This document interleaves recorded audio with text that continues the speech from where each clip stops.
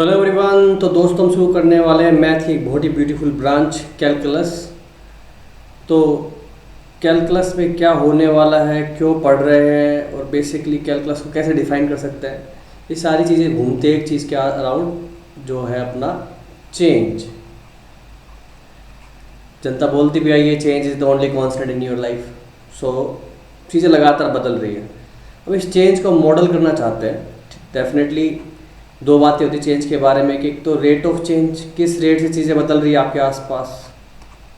बोलते ही हैं दुनिया बहुत तेज़ी से बदल रही है भाई, संभल के रहो, बिल्कुल रेट ऑफ चेंज। और टोटल चेंज, एक गिवन टाइम स्पैन के अंदर कितना चेंज हो गया है इस चीज़ को, कितना कुछ बदल गया कुछ ही सालों में। सो ये दो चीज़ों का डिस्कशन हमेशा चलता रहता है, ठीक है ना। तो इस चेंज को अगर आप मॉडल करना चाहें तो वो चीज़ मॉडल करने की पावर अपने कौन देता है? Calculus. So calculus is basically language of change, ठीक है ना, लैंग्वेज ऑफ चेंज। बिल्कुल सिंपल भाषा में अगर कहना चाहूँ, calculus is basically language of change. Okay, चलो ये बात हो गई। तो हम इसको मॉडल कैसे करेंगे? सो एक जो चीज़ हम देखना चाह रहे हैं, जैसे सपोज को एक बॉडी ट्रैवल कर रही है from point A to point B. So हम एक्सप्रेस करना चाहते हैं position of body at different time, ठीक है, एट डिफरेंट टाइम। तो हम एस्टेब्लिश करना चाह रहा हूँ बेसिकली हमारे लिए फंक्शन पढ़ना क्यों ज़रूरी है, क्योंकि पूरी कैलकुलस की फाउंडेशन इसी पे टिकी हुई है, डिफरेंट टाइम। तो हम देखना चाह रहे हैं कोई रिलेशन अगर हमें पता लग जाए कि पोजीशन टाइम पर कैसे डिपेंड करता है ना, पोजीशन डिपेंड्स अपॉन टाइम। तो ये रिलेशन जो मेरे को इस्टेब्लिश करनी है, उस पूरी प्रोसेस, उस पूरे एक्सप्रेशन को निकालना ही अपना क्या है, फंक्शन का मेन मोटिव है हाल फिलहाल। तो मैथमेटिकली हम ये बोलने के बजाय कि पोजीशन डिपेंड्स अपॉन टाइम, हम बोल देते हैं position is function of time. Okay, position is function of time. So function को आप हाल फिलहाल ऐसे देख सकते हो कि तरह की डिपेंडेंसी है। आपने एक एक्सप्रेशन पढ़ी होगी फिजिक्स में, s is equal to u t plus half a t square. Uniformly accelerated motion में पढ़ते हैं अपनी, जहाँ पे यू इनिशियल वेलोसिटी है, ए एक्सेलरेशन है जो कि फिक्स है। तो हम यहाँ पे बोल सकते हैं कि आपकी जो पोजीशन एस है depends upon time according to this expression. So your s is function of time. इसको ऐसे लिख सकता हूँ ut plus half a t square. इसमें आप time as a input feed करोगे तो आपको एक आउटपुट मिल जाएगा ऐसा, है कि नहीं। तो ये जो एक्सप्रेशन है अपनी इनपुट टाइम आउटपुट एस को आपस में रिलेट कर रही है। तो डेफिनेटली हम जब ऐसा कहते हैं कि भाई कि आपका s is a function of time, तो इन जनरल मैं बोल सकता हूँ कोई भी वेरिएबल वाई है is function of some x. So x यहाँ पे क्या है अपना इनपुट, वाई क्या मेरा यहाँ पे आउटपुट। ओके, सो मैं लिख सकता हूँ वाई क्या है फंक्शन ऑफ एक्स। अब ये एक्स की एक्सप्रेशन कुछ भी हो सकती है, मैंने लिख दी कोई भी अलजेब्रिक एक्सप्रेशन लिख देता हूँ x square plus 2x plus 1, ठीक है। तो ये क्या हो गया एक्सप्रेशन, यही एक्सप्रेशन आपका क्या है फंक्शन है यहाँ पे y का, x का फंक्शन है, ठीक है। तो अपन लिख सकते हैं y is a function of x। तो डेफिनेटली मेरे को फिक्स करना पड़ेगा कि आपकी इनपुट कैसी हो सकती है। तो हमने डिफाइन किया इनपुट सेट, लेट्स से ए, जहाँ से आप एक्स वैल्यू पिक करोगे इसमें पुट करो, कुछ ना कुछ आंसर आएगा, तो एक आउटपुट सेट बनेगा। इसको फॉर्मली कैसे डिफाइन करना है इस पर भी मैं आऊँगा अभी, तभी तो आप बेसिक इसका एक रिलेशन क्लियर कर लें। तो हमारे पास एक वेरिएबल वाई है, एक वेरिएबल एक्स है, उसके बीच में रिलेशन की बात हो रही है, ठीक है।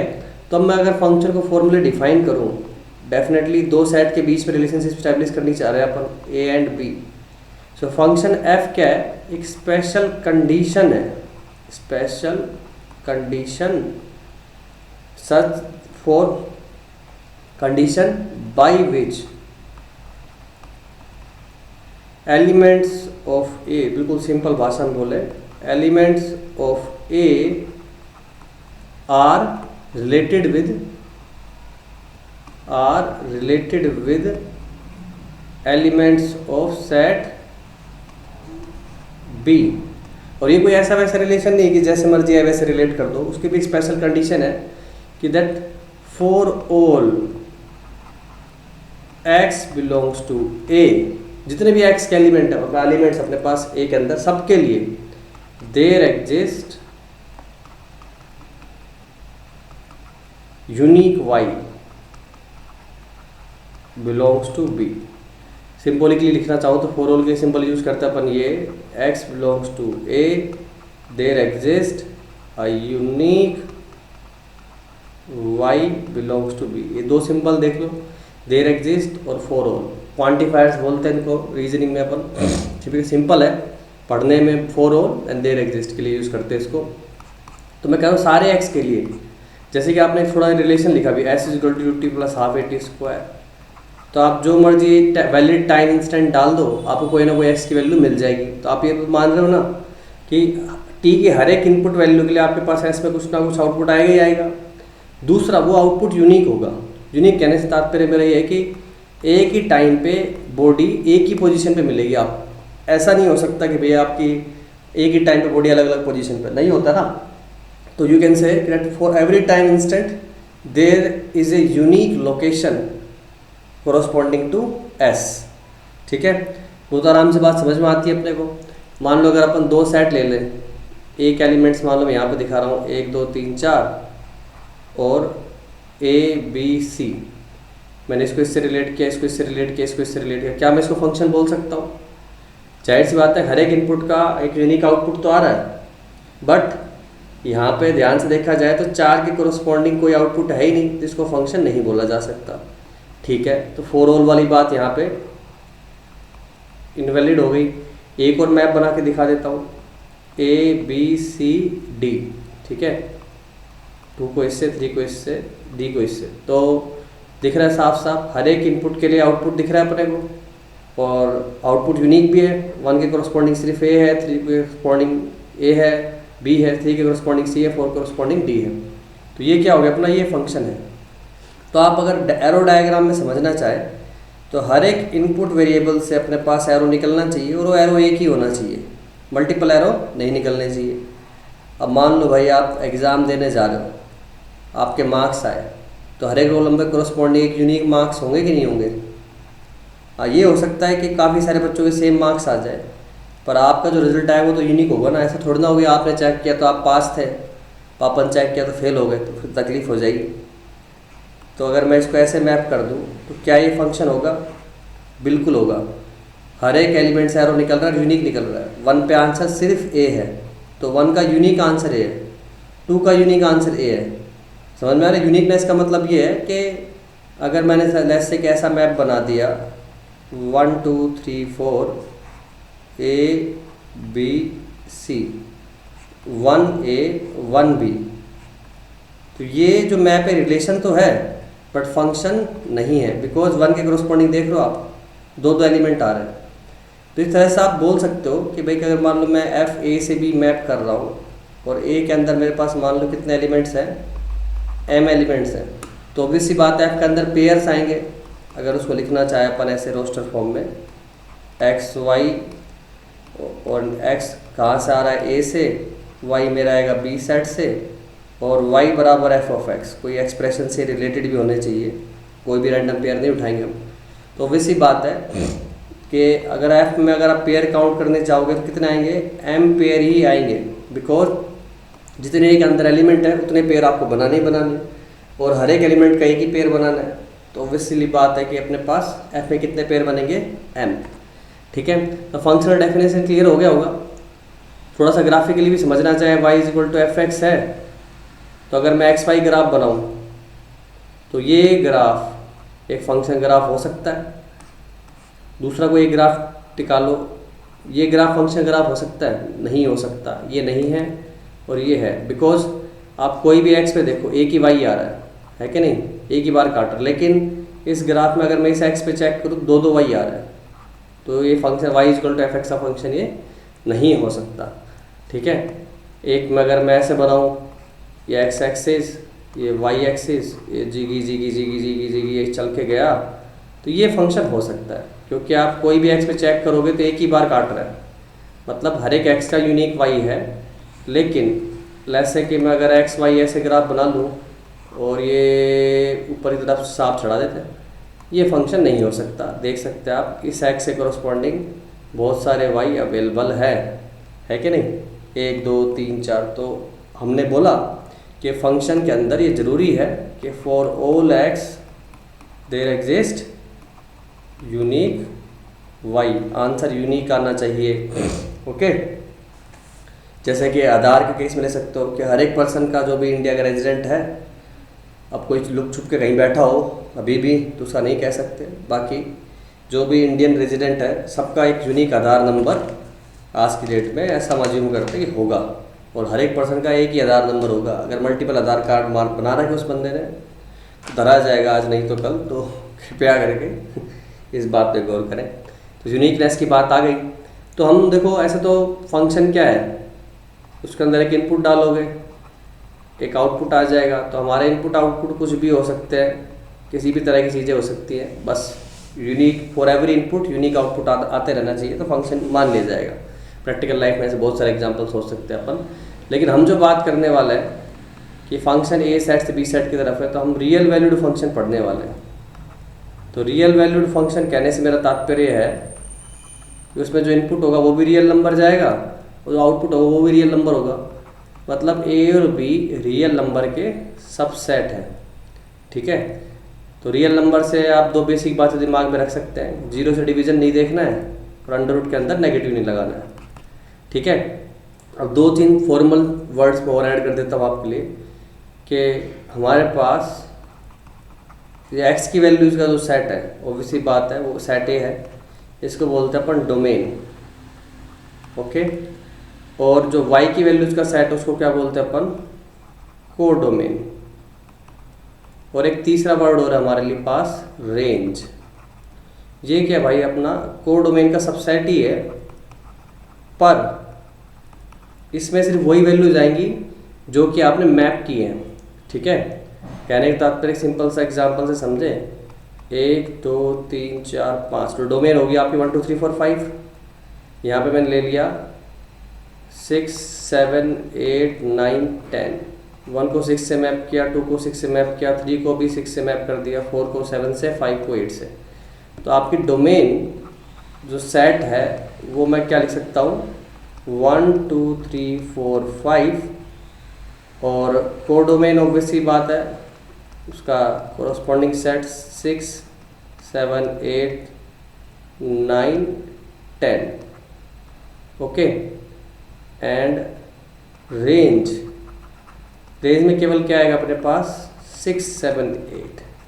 ओके, तो हमारे पास एक दो स्पेसिफिक वर्ड है कि जो x की वैल्यूज़ हैं, याद ऐसे रख सकते हो कि एक मिरर लगा दिया जाए, यहाँ पे x रखा है, इसकी यूनिक इमेज आ जाएगी। तो y को क्या बोलते हैं अपन, इमेज, और x को बोलते हैं हम प्री इमेज। ओके, तो रेंज बेसिकली क्या है, इमेज का सेट है, जो डिफरेंट इमेजेस आई हैं x की वो उसका सेट है। ठीक है, हो सकता है जैसे मान लो कि आपकी क्लास में 10 बच्चे हैं, उनके रोल नंबर 1 to 10, और सर ने टेस्ट लिया 1 to 10 मार्क्स का, सबके 10 मार्क्स ही आ गए, सब ने टॉप कर दिया। ठीक है, 1 से लेकर 10 रोल नंबर तक सबके 10 मार्क्स, तो 1 को भी 10 से मैप किया, 2 को भी 10 से मैप किया, 3 को भी 10 से मैप किया, सो ऑन। तो आपके domain 1 to 10, codomain 1 to 10, but range में सिर्फ एक ही एलिमेंट है 10, क्योंकि उसकी ही प्री इमेज है, 1 से लेकर 9 नंबर तक किसी बच्चे के आए ही नहीं। सो आई होप आपको फंक्शन डेफिनेशन क्लियर हो गई होगी। अब कुछ बेसिक एग्जाम्पल लिए जाए जिसमें हम रियल फंक्शंस के, जिसमें डोमेन और रेंज निकालेंगे। तो डोमेन और रेंज निकालने का मतलब, हमने फंक्शन लिखा y = f of x, तो सबसे पहले हम बोलेंगे वैलिड x मतलब belonging to real number, but function के एक्सप्रेशन को सपोर्ट करे, मतलब कहीं पे भी अपने पास इस तरह की चीज़ें ना देखनी पड़े, रियल वैल्यूज़ की बात कर रहे हैं। और एक बार जब x सेट हो जाएगा तो डोमेन पता लग जाएगी, उसके कॉरस्पॉन्डिंग मेरे y कैसे आएंगे, y के वैलिड आंसर्स क्या होंगे, वैलिड इनपुट वैलिड आउटपुट का सेट निकालना है, मतलब मेरे को डोमेन और रेंज की बात करने वाला हूँ। तो कुछ बेसिक से फंक्शंस में हम डोमेन और रेंज निकाल लेंगे अब। Okay, ready? तो चलिए बिल्कुल सिंपल से सवाल से स्टार्ट करते हैं। y दिया अपने को 4x + 3 + 7। ओके, तो डोमेन बतानी है। अब देखो इसमें ना डिनोमिनेटर का चक्कर है ना स्क्वायर रूट का चक्कर है, तो जो मर्जी x पुट करो। तो डोमेन अपनी यहाँ पे क्या होगी, सिंपली ऑल रियल नंबर्स। ठीक है, रेंज निकालने के अगर मान लो मैं x को ऐसा रख दूँ y - 7/4। अब देखो आप जो मर्जी y पुट करो, x को कोई प्रॉब्लम नहीं, ना तो बॉटम 0 हो रही है ना स्क्वायर रूट है। तो रेंज भी क्या हो गई, रियल नंबर। या फिर डायरेक्टली आप देखो यहाँ पे भी देख सकते हो, जब x को -∞ से +∞ पुट करो जो मर्जी आए, तो y भी तो -∞ से +∞ भाग जाएगा। तो इसका ग्राफ भी देखना चाहो तो एक स्ट्रेट लाइन है इस तरह की, है कि नहीं, 0,7 से पास हो रही है। तो x की वैल्यू आगे से पीछे तक पूरा एक्सटेंडेड है, y की वैल्यू भी नीचे से ऊपर तक पूरा एक्सटेंडेड है। तो डोमेन और रेंज क्या हो गया अपने, सिंपली RR। ओके, एक सिंपल सवाल और देखो, धीरे धीरे अपन बिल्ड करेंगे इसको। x - 2/x - 3 डोमेन बता सकते हो आप? यस, डोमेन होगी मेरी, कोई भी रियल नंबर पुट करो, बस 3 मत डाल देना, क्योंकि अगर 3 पुट किया आपने तो बॉटम 0 हो जाएगी और ये मामला इन्फिनिटी की तरफ भाग जाएगा। तो मतलब हमें वैलिड y की बात हो रही है तो x की वैल्यू 3 मत डाल देना, ठीक है ना, रियल बना के रखना सब कुछ। अब अगर x को सोल्व करना चाहो, देखो क्रॉस मल्टीप्लाई करो, सीधा सीखना है। -2 अपनी जगह पड़ा होगा, पड़ा रहने दो, क्रॉस मल्टीप्लाई करते रहो, राइट साइड में खींचते रहो। -3y इधर आके हो गया +3y, yx और ये x इधर जाके -x हो गया, कॉमन खींचोगे x को तो y - 1 आएगा, वो भी बॉटम में पड़ा है। तो y की वैल्यू 1 नहीं डाल सकते आप, y 1 डाल दिया तो x क्या हो जाएगा, इनफाइनाइट, इनवैलिड। तो रेंज क्या होगी अपनी, जो मर्जी है रियल नंबर डालो, 1 नहीं ले सकते। ठीक है, तो ये सिंपल मेथड है रेंज पता करना कि अपन x को y की फॉर्म में एक्सप्रेस कर लेते हैं, वैलिड y चेक कर लेते हैं। पर हर बार ऐसा होना ज़रूरी नहीं है, तो हमें कुछ चीज़ें ये भी ध्यान रखनी होती है कि अपना फंक्शन कहाँ से कहाँ तक घूम रहा है। तो y = x² + 1 है, ना बॉटम का चक्कर ना स्क्वायर रूट का चक्कर। तो डोमेन क्या होगी मेरी, सिंपली रियल नंबर। अब रेंज क्या होगी, रेंज आप सीधी बता सकते हो यहाँ से। अब देखो आप जो मर्जी x पुट करो, x² की वैल्यू हमेशा क्या होगी, 0 या 0 से बड़ी। तो ऑब्वियस सी बात है, ये पूरी वैल्यू क्या होगी, 1 या 1 से बड़ी। बड़ी कितनी भी हो सकती है, x² इन्फिनिटी तक भाग सकता है, तो y भी कहाँ तक जाएगा, इन्फिनिटी तक, ईजी। और इसका ग्राफ थोड़ा बहुत चेक करना चाहे तो x² का ग्राफ होता है पैराबोलिक, x² + 1 तो ऊपर उठ गया ग्राफ, ये पॉइंट हो गया 0,1। तो देख रहे हो y की वैल्यू 1 से उठ के इन्फिनिटी तक कहीं पे भी जा सकती है। फोर्थ एक इसी को इम्प्रोवाइज करता रहता हूँ, x² + 1, बिल्कुल सिंपल एग्जांपल ले रहा हूँ समझाने के लिए। फिर हम जैसे जैसे फंक्शंस में बढ़ते जाएंगे आगे, कॉम्प्लेक्सिटी बढ़ती जाएगी, तो प्रिपेयर रहे, आराम आराम से साथ चलते रहे। x² + 1 डोमेन, बॉटम कभी 0 नहीं होने वाली, जानते हैं आप। डोमेन इसकी क्या होगी, R। अब रेंज निकालने के लिए आप 2 तरीके आजमा सकते हो, या तो x² की वैल्यू निकाल लो। x² की वैल्यू कितनी आ रही भाई, ये y इधर आएगा तो माइनस का y बन जाएगा, RHS मार के x² उधर जाएगा, कॉमन खींचूंगा तो ऐसा हो जाएगा। ठीक है, अब आपको पता है कि x² की वैल्यू हमेशा क्या होगी, > 0, तो ये एक्सप्रेशन में > 0 होनी चाहिए। तो मैं माइनस हटा दूँ, इनइक्वालिटी का साइन बदल गया। अब इसका वेवी कर्व बना दें, 0 प्लॉट कर दिए, 0 और 1 से आगे ऑलवेज पॉजिटिव, नेगेटिव, पॉजिटिव, ठीक है ना। तो अब 0 से 1 के बीच में देखो ये एक्सप्रेशन मेरे को कैसी चाहिए, नेगेटिव चाहिए। तो आंसर क्या है मेरे पास, y = 0 से 1 पे ओपन, बॉटम कभी 0 नहीं कर सकते। एक तरीका तो ये था। या दूसरा देखो, जब भी अपने न्यूमरेटर डिनोमिनेटर सिमिलर दिखते हैं तो हम कोशिश करते हैं न्यूमरेटर को डिनोमिनेटर के जैसे बनाने की। उसके लिए मैंने कर दिया, एक जोड़ के घटा दिया, x² + 1, अलग अलग डिवाइड करोगे तो ये बन जाएगा 1 - 1/x² + 1। अब थोड़ी देर पहले देखो अपन ने निकाला था x² की वैल्यू 0 से लेकर इन्फिनिटी तक कहीं पे भी भाग सकती है ना, चाहे x जो मर्जी पुट करो वैल्यू, x² 0 से इन्फिनिटी रहेगा। तो अगर x² को मैंने 0 पुट कर दिया तो 1 - 1/1 y वैल्यू होगी मेरे पास 0। ओके, कोई दिक्कत, तो 0 अचीव हो गया। x² की इन्फिनिटी डालो, 1/∞ 0 हो जाएगा, तो 1 - 0 1 ही रहेगा, लेकिन इन्फिनिटी तक पहुंच नहीं पाओगे तो y की वैल्यू 1 तक नहीं पहुंच पाएगी। इस तरह से भी अपन रेंज निकाल सकते हैं और ऐसा करना भी चाहिए अपने को, ठीक है। सिंपल फंक्शंस में इस तरह से सोच सकता हूँ आराम से। एक और क्वेश्चन लेते हैं, y is equal to 16 minus x square. Okay, तो सबसे पहली बात अंडर रूट आ गया, तो अंडर रूट के अंदर एक क्वांटिटी मेरी नेगेटिव नहीं जानी चाहिए, तो ये चीज़ ग्रेटर देन इक्वल टू 0 होनी चाहिए। एक्स स्क्वायर की value less than equal to 16 होनी चाहिए। तो साथ देख लो आप एक्स की वैल्यू कहाँ से कहाँ कर सकते हो, -4 से 4 के बीच में। ओके, 4 से बढ़ाई है, -4 से गिराई, तो स्क्वायर क्या हो जाएगा, 16 से बड़ा हो जाएगा। तो डोमेन तो आ गई मेरी। ओके, क्या हो गई, -4 से 4, ठीक है। अब देखो एक्स स्क्वायर की वैल्यू कहाँ से कहाँ तक है, ऑब्वियस सी बात है 0 से तो बड़ी रहती है। जब एक्स स्क्वायर की वैल्यू 0 से 16 है तो 16 में से घटाओगे तो 16 पुट किया 0 हो गया, 0 पुट किया 16 हो गया। तो वाई की वैल्यू भी कहाँ से कहाँ तक जा रही है, अंडर रूट 0 से लेकर अंडर रूट 16 तक, है कि नहीं। तो वाई क्या हो गया मेरे पास, 0 से लेके 4। बिल्कुल सिंपल क्वेश्चन। तो इस तरह के इजी क्वेश्चन आप भी लगा सकते हैं आराम से। फिर हम कुछ थोड़ा फंक्शंस को अच्छे से रिवाइज करेंगे, अपने पुराने पोलिनोमियल, इस तरह की जो चीज़ें हैं, x square 6x minus 8 minus x square, इसके बारे में पता करना, डोमेन और रेंज, ठीक है। तो अंदर की क्वांटिटी अपनी क्या होनी चाहिए, greater than equal to 0, minus से मल्टीप्लाई कर दिया पूरी इक्वेशन को, plus 8 that should be less than 0, factor बना दिए x minus 2 x minus 4 less than 0। साफ दिख रहा है, इसका मैं वेवी कर्व प्लॉट कर दूं तो इस तरह से दिख रहा है। तो लेस देन 0 का आंसर, तो इसका मतलब domain that x belongs to 2 to 4 दोनों क्लोज कर सकते हो, क्योंकि ऊपर 0 बनाने में कोई दिक्कत नहीं है। यही चीज़ बॉटम होती तो ओपन कर देते अपन, डिनोमिनेटर 0 कर नहीं सकते, ठीक है। चलो अब आगे देखा जाए कि रेंज कैसे निकालोगे।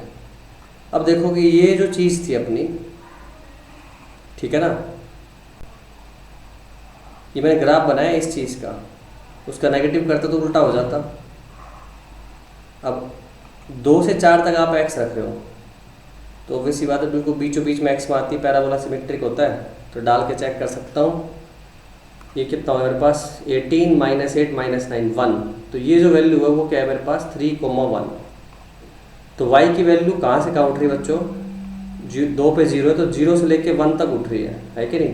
तो अंडर रूट के अंदर ही क्वांटिटी 0 से 1 जा रही है, तो अंडर रूट भी क्या आएगा, 0 से 1 ही जाएगा। तो रेंज होगी मेरे 0 से 1। तो ये मैंने कुछ बेसिक क्वेश्चन देखे डोमेन और रेंज से रिलेटेड। अब कुछ आप भी प्रैक्टिस कर लो, फिर हम आगे बढ़ते हैं स्पेशल फंक्शंस की तरफ, क्लासिफिकेशन ऑफ फंक्शन की तरफ। चलिए आगे बढ़ते हैं हम अब टाइप ऑफ फंक्शंस की तरफ, ठीक है। तो ऑल्दो ये इस तरह के फंक्शंस आपने अलग अलग जगह में देखे हैं, लॉगरिथमिक, पॉलिनोमियल, तो हम फटाफट इनकी डोमेन, रेंज और ग्राफ और कुछ बेसिक प्रॉपर्टीज को रिवाइज करेंगे। सबसे पहले F of x is equal to C, ये हो गया अपना कौन सा फंक्शन, कांस्टेंट फंक्शन। तो जैसा कि देख पा रहे हो एक्स है ही नहीं एक्सप्रेशन में, तो इसका मतलब इसकी डोमेन क्या हो जाएगी, रियल नंबर, इंडिपेंडेंट एक्स से, तो जो मर्जी आए नंबर डालूँ। और रेंज में सिर्फ एक ही एलिमेंट है सी, नो मैटर हम एक्स की वैल्यू क्या पुट करते हैं, इसका जो ग्राफ है वो क्या आएगा, एक स्ट्रेट लाइन, ठीक है। ये हो गया अपना पॉइंट 0, सी। तो एक्स की सारी वैल्यूज पर आंसर से केवल एक ही है सी, कांस्टेंट फंक्शन। एक होता है अपने पास y is equal to f of x is equal to x, identity function, ठीक है। जो इनपुट है वही आउटपुट है। Okay, so x belongs to domain real, range तो सेम होगी क्योंकि एक्स वाई सेम है। ग्राफ बनेगा सर क्या, y is equal to x की स्ट्रेट लाइन, सीधे सीधे y is equal to x. And तीसरा देखते हैं अपन पोलिनोमियल फंक्शन। ऑल्दो पोलिनोमियल्स पर डिटेल में चर्चा हो चुकी है क्वाड्रेटिक फंक्शंस के क्वाड्रेटिक इक्वेशन वाले प्लेलिस्ट के अंदर, तो वो भी आप देख सकते हैं, ठीक है। तो polynomial functions y is equal to f x, real polynomials की बात कर रहा हूँ, तो ऑब्वियसली बात है सारे कोफिशेंट्स हमारे क्या है, real coefficients, an minus 1 an minus 2, ये सब पोलिनोमियल्स क्या है अपने कोफिशेंट्स रियल हैं। और x कुछ भी डाल सकते हो आप, तो डोमेन होगी हमारी रियल नंबर।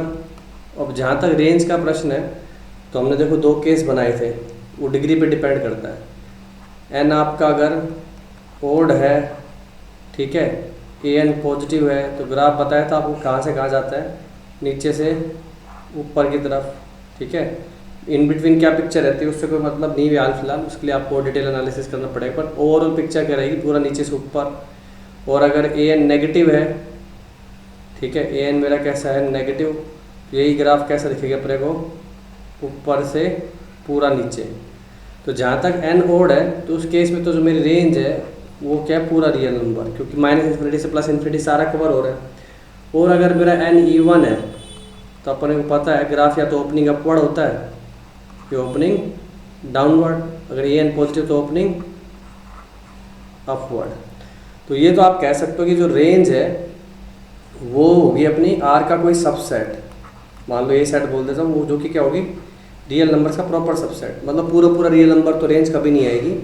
तो बेसिक एक एनालिसिस मैंने ग्राफ का यहाँ पे रिवाइज करवा दिया, और ये ग्राफ की नेचर ऐसी क्यों है, कब कैसे खुल रहा है, ये सब डिटेल में एनालिसिस कर चुके हैं ऑलरेडी क्वाड्रेटिक इक्वेशन की प्लेलिस्ट के अंदर, ठीक है।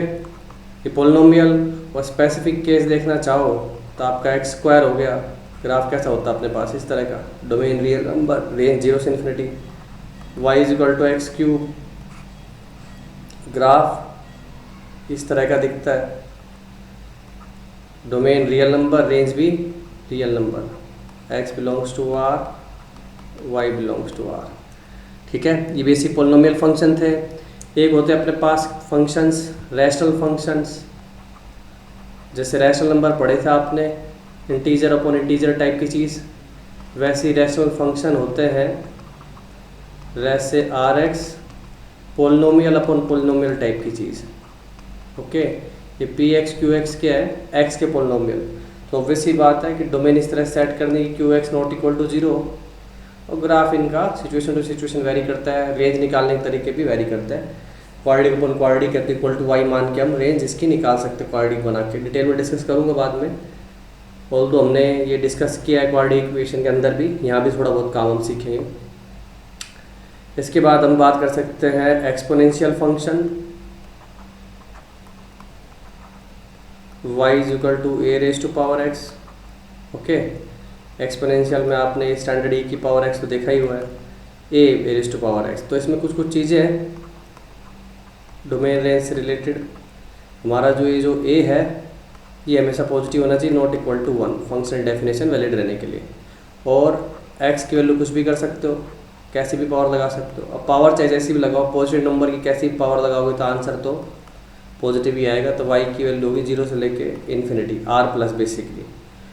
ग्राफ इसका चर्चा कर सकते हैं, अगर a ग्रेटर देन 1 है, देखो बेस अगर 1 है, 1 से बड़ा है, तो पावर बढ़ाओगे तो वैल्यू भी बढ़ती जाएगी, तो फंक्शन कैसा आएगा, इंक्रीजिंग, इस तरह का। ये हो गया अपना पॉइंट 0,1, एक्स को 0 पुट किया, ए रेज़ टू पावर 0 1 हो गया, तो ये a ग्रेटर देन 1 की बात हुई, ठीक है।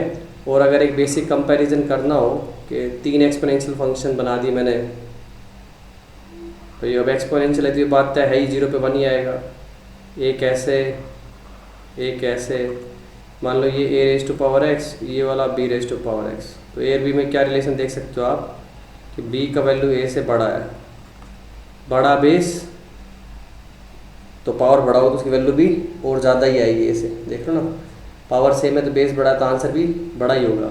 और नेगेटिव पावर्स में करोगे तो उल्टे हो जाता है, नेगेटिव पावर मतलब रेसिप्रोकल है कि नहीं, 2 रेज़ टू पावर -2 और एक 4 रेज़ टू पावर -2, तो ऑब्वियसली बात 1/4 1/16, इस तरह से बेसिक एग्जांपल लेके कंपैरिजन कर सकते हो आप। और यही अगर a लेस देन 1 हो जाए तो ग्राफ कैसा होगा मेरा, डिक्रीजिंग, क्योंकि पावर बढ़ाने से वैल्यू कम होगी अगर बेस 1 से छोटा है, तो ऑब्वियसली 0 से बड़ा तो होना ही चाहिए, तो ऑलरेडी हमारी डिफाइंड कंडीशन है। इस तरह की बात यहाँ पे भी की जा सकती है, ओके। सो इंक्रीजिंग डिक्रीजिंग ग्राफ के बारे में क्लैरिटी आ गई, बेस पे डिपेंड करेगा। और बेसिक प्रॉपर्टीज़ तो पता ही है एक्सपोनेंशियल की, A raise to power X into A raise to power Y, multiplication में पावर ऐड होती हैं, डिवीजन में पावर सब्ट्रैक्ट होती है, ठीक है ना। अब बोल दो ये बात आपको पता है, स्टिल जब काम मिले तो कन्फ्यूजन नहीं होना चाहिए। A raise to power X, raise to power Y, इस तरह से पावर मल्टीप्लाई हो जाती है। बेसिकली पावर फंक्शन का मतलब ये है कि मल्टीपल टाइम्स, ए स्क्वायर का मतलब ए इंटू ए क्यूब का मतलब 3 टाइम मल्टीप्लिकेशन। ओके, चलिए आगे बढ़ते। लॉगरिथमिक फंक्शन, लॉगरिथमिक सेम ऐसे ही है, y is equal to f x is equal to log base a x. तो लॉगरिथमिक फंक्शन एक्सपोनेंशियल का इन्वर्स ही होता है। उसमें आपने पावर चढ़ाई तो वैल्यू आई, यहाँ पे वैल्यू डालोगे तो पावर मिलेगी। बेसिकली चलता है ऐसे ही, log base value power, base raise to power is equal to value. Okay, तो ऑब्वियसली बात है बेस पॉजिटिव चाहिए, not equal to 1, same condition जैसे पहले ऊपर देखी थी। एक्स यहाँ पे पॉजिटिव होगा, ठीक है। और आउटपुट कैसे भी आ सकता है, तो देखो इनपुट आउटपुट रिवर्स हो गए। ग्राफ बेस अगर 1 से बड़ा है तो बड़ी वैल्यूज़ के लिए बड़ी पावर चाहिए होगी, है क्या नहीं। तो ग्राफ कैसे दिखेगा आपको, इंक्रीजिंग। ये हो गया मेरे पास 1,0, वैल्यू 1 है तो पावर 0 होगी। y बेसिकली पावर अपनी, लॉग की बेसिक प्रॉपर्टीज़ लॉग डिटेल में प्लेलिस्ट में कवर किया हुआ है, तो देख सकते हैं आप। तो ये इस तरह से अपना आ गया। कब, जब a ग्रेटर देन 0 तो है ही, ग्रेटर देन 1 तो इंक्रीजिंग फंक्शन होगा। और अगर बेस 1 से छोटा हो जाए, वैसे 0 से बड़ा तो रखना ही है, तो ये चीज़ सेम चीज़ अपनी क्या हो जाएगी, डिक्रीजिंग फंक्शन। ओके, तो दोनों में एक बात देख पा रहे हो आप कि इस हिस्से को देखो y पॉजिटिव है, इस हिस्से को देखो y पॉजिटिव है। तो y पॉजिटिव कब है, a 1 से बड़ा है और x भी 1 से बड़ा है। a 1 से छोटा है, x भी 1 से छोटा है। तो अगर मैं ऐसा बोलता हूँ log a x positive answer दे रहा है, that means a and x are on same side of unity. Unity मतलब 1। ओके, कुछ बेसिक से सवाल अगर अपन देखना चाहें, सिंपल फंक्शन लेते हैं y is equal to f x log base 3 5 minus 4x minus x square. आपको डोमेन और रेंज निकालनी है। तो जैसा कि थोड़ी देर पहले देखा, लॉग के अंदर का इनपुट ऑलवेज पॉजिटिव होता है।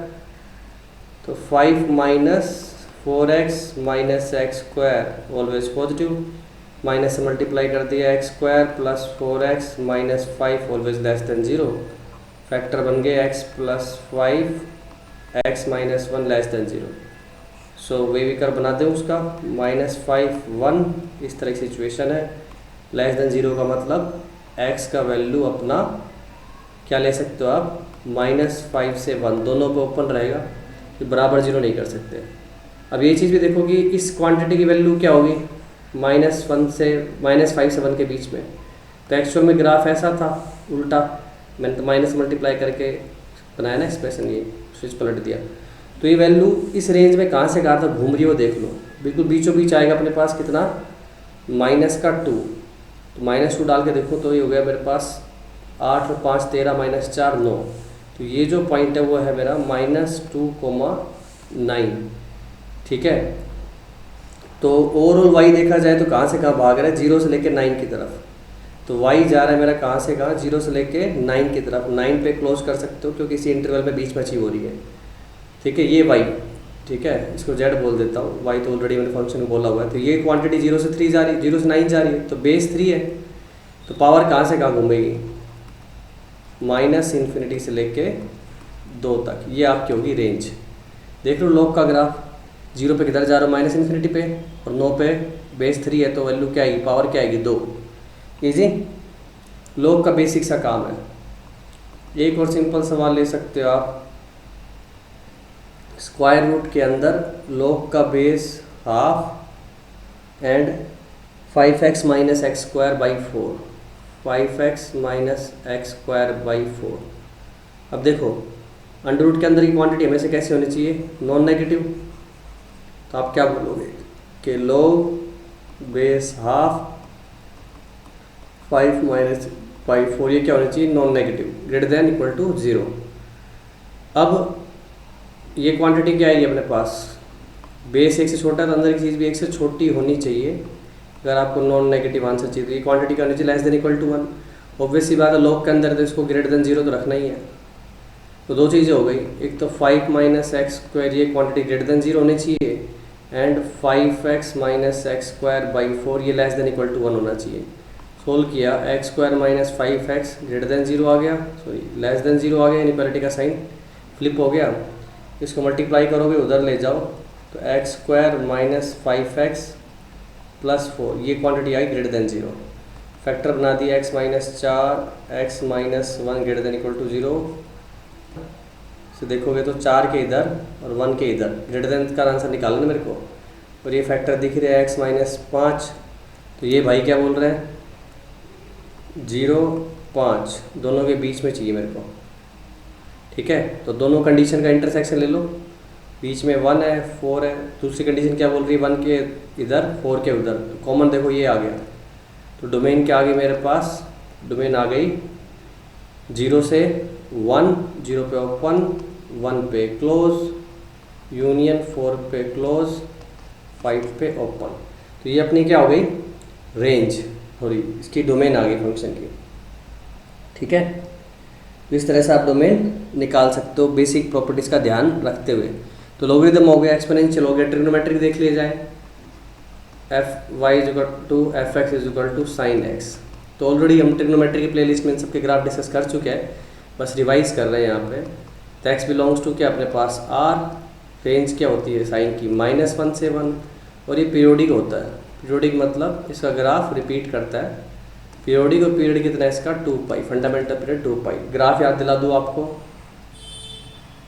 ये 0, तो इस तरह से इसका ग्राफ चलता है, आगे आगे चलता रहेगा इसी तरह से रिपीट होके, पीरियोडिक फंक्शन है ना, आगे पीछे इसी तरह से रिपीट होता रहेगा। 0 पाई 2 पाई 3 पाई 4 पाई पीछे -पाई -2 पाई, इस तरह से ही चलता रहेगा।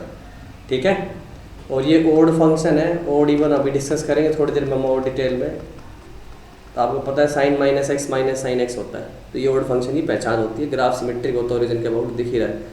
तो अभी ओड इवन में डिटेल में डिस्कस करूँगा, उस पर आएंगे। अभी ट्रिग्नोमेट्री के और ग्राफ देख ली जाए, f x is equal to cos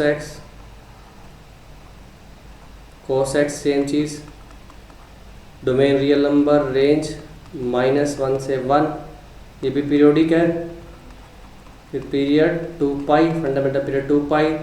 graph देखेंगे तो 0 पे 1 आता है इसका, π/2 पे 0, उल्टा चलता है ना, जहाँ पे साइन का +-1 वहाँ पे कॉस का 0, जहाँ पे कॉस का +-1 वहाँ पे साइन का 0। आइडेंटिटी से भी रिकॉल कर सकते हो, sine square x plus cos square x मेरे पास 1 होता है, -π/2 पाई 2 पाई 3 π/2, ठीक है, -π/2 पाई -3 π/2, ये हो गया मेरा कितना 2 पाई पे वापस 1, ये हो गया 5 π/2 3 पाई 7 π/2 4 पाई, इस तरह से आगे पीछे चलते रहोगे। अब इसमें देखो एक चीज़ दिखाई दे रही साफ साफ, जानते ही हो कोस -x कोस x होता है, ग्राफ जैसा है +x के लिए वैसा -x के लिए, तो ऐसे चीज़ों को अपन क्या बोलते हैं इवन फंक्शन। ठीक है, और इवन बाद में भी डिस्कस करेंगे, पर अभी चल हाथ के हाथ कुछ चीज़ें चल रही स्टैंडर्ड, तो अपने को नाम लेने में कोई बुराई नहीं है। तीसरा अपने पास ट्रिग्नोमेट्रिक tan x अगर आप पता ही है आपको, डोमेन क्या होती है इसकी, कोई भी रियल नंबर डाल दो, sin x अपन cos x है ना, तो cos 0 नहीं करवाना अपने को, तो अपने को कौन सी वैल्यू हटानी पड़ेगी 2n + 1 π/2, जहाँ पे cos 0 हो जाता है, तो ये सारी वैल्यू हटा देंगे अपन, n बिलोंग्स टू इंटीजर। तो ये डोमेन हो गई, रेंज इसकी क्या होती है अपनी r ही होती है, -∞ से +∞ पूरा पकड़ता है। तो ग्राफ बना दो, रिकॉल करना चाहिए, ग्राफ बार बार अपने ड्रॉ करते रहना चाहिए, इसी से ही आपके ग्राफ अच्छे होंगे, याद रहेंगे, जरूरत पड़ने पे काम आ पाएंगे, है ना। काम में यही है, पता भी हो पर क्वेश्चन में कब काम में लेना है ये तो आपको प्रैक्टिस से पता लगेगा, बार बार बनाते रहोगे तो उसकी प्रॉपर्टीज़ दिमाग में रहेंगी, वो प्रॉपर्टीज़ क्वेश्चन में जैसे आपको रिजेंबल होती नज़र आएंगी, लगा दोगे आप। तो ये 0 π/2 pi minus pi by two minus pi. तो ये भी क्या है अपना एक पीरियोडिक फंक्शन है। पीरियड कितना दिख रहा है इसका, पाई। ग्राफ बता दिया, डोमेन बता दी, रेंज बता दी, और कुछ एक्स्ट्रा दिख रहा है तो वो भी बता दिया। पीरियड पाई है। पीरियोडिक फंक्शन भी डिटेल में डिस्कस करेंगे हम। और ये भी कैसा फंक्शन है, ओड फंक्शन है। टेन माइनस एक्स क्या होता है, माइनस टेन एक्स। माइनस डालने पे अगर माइनस बाहर आ जाए, माइनस एक्स डालने पे, तो फंक्शन ओड हो जाता है। माइनस डिजोल्व हो गया तो even. Y is equal to cot x, tan का उल्टा, तो भाई कोस अपॉन साइन होता है। तो आप एक्स कुछ भी डालो, बस वो मत डालो जिस पे साइन जीरो हो जाए, आर माइनस एन पाई। और रेंज इसकी भी आर ही होगी, टेन का उल्टा ही है ना, माइनस इन्फिनिटी से इन्फिनिटी टेन जा रहा तो उसका उल्टा भी उसी तरह से मूव करेगा। बस टेन आपको क्या दिखाई देता है, ऑलवेज इंक्रीजिंग। ये आपको क्या नज़र आएगा, ऑलवेज डिक्रीजिंग। तो पाई बाई टू के ब्रेक तो मैंने यहाँ पर फिर से बना लिए। अब ग्राफ देखना आपको, टेन जीरो पे जीरो था तो ये इन्फिनिटी ही होगा। तो ये ग्राफ कैसे चल रहा है, सेम पाई बाई टू पे जीरो होगा। तो पाई बाई टू पर टेन इन्फिनिटी था, इन्फिनिटी का उल्टा क्या हो गया, जीरो। इस तरह से इसका ग्राफ मूव कर रहा है। तो ये भी कैसा फंक्शन है, ओड है, पीरियोडिक है, और पीरियड क्या है इसका, वही जो टेन का था, पाई। ओके, नेक्स्ट हमारा y is equal to secant x.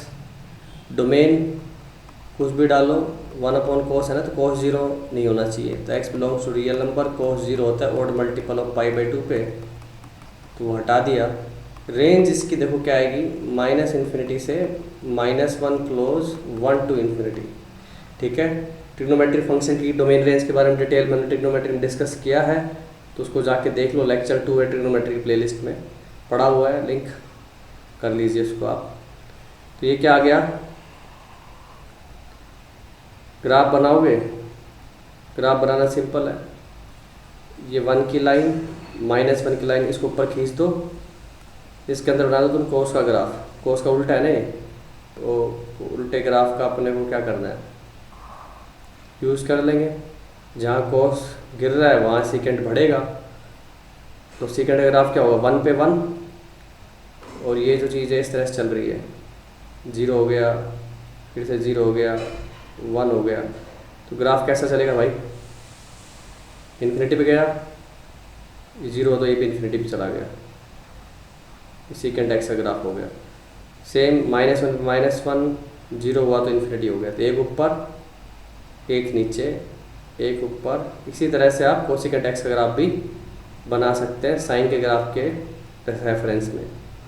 देख रहे हो, वन से इन्फिनिटी, माइनस वन से माइनस इन्फिनिटी। छठा अपना क्या था, y is equal to f x cosecant x. Domain range लिख रहा हूँ, ग्राफ जैसे भी कोसेकेंट का बनाया वैसे ही बना सकते हैं। साइन को जीरो नहीं करना तो r माइनस एन पाई, और रेंज इसकी भी उसी तरह से होगी जैसे सेकेंड की आई, minus infinity minus one union one to infinity. तो ये छः हमने कौन से देखे, ट्रिग्नोमेट्रिक फंक्शंस के देख लिए। और कुछ बेसिक सवाल हमने उसमें काफ़ी डिस्कस किया ट्रिग्नोमेट्रिक फंक्शन वाले लेक्चर के अंदर, डोमेन रेंज साइन से रिलेटेड।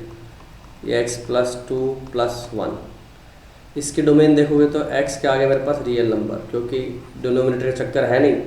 अब साइन के अंदर सारे रियल नंबर बन रहे, तो ये चीज़ चल रही है माइनस वन से वन, तीन से मल्टीप्लाई, माइनस तीन से तीन, उसमें एक ऐड कर दो तो y के आगे अपने पास माइनस दो से चार। इजी।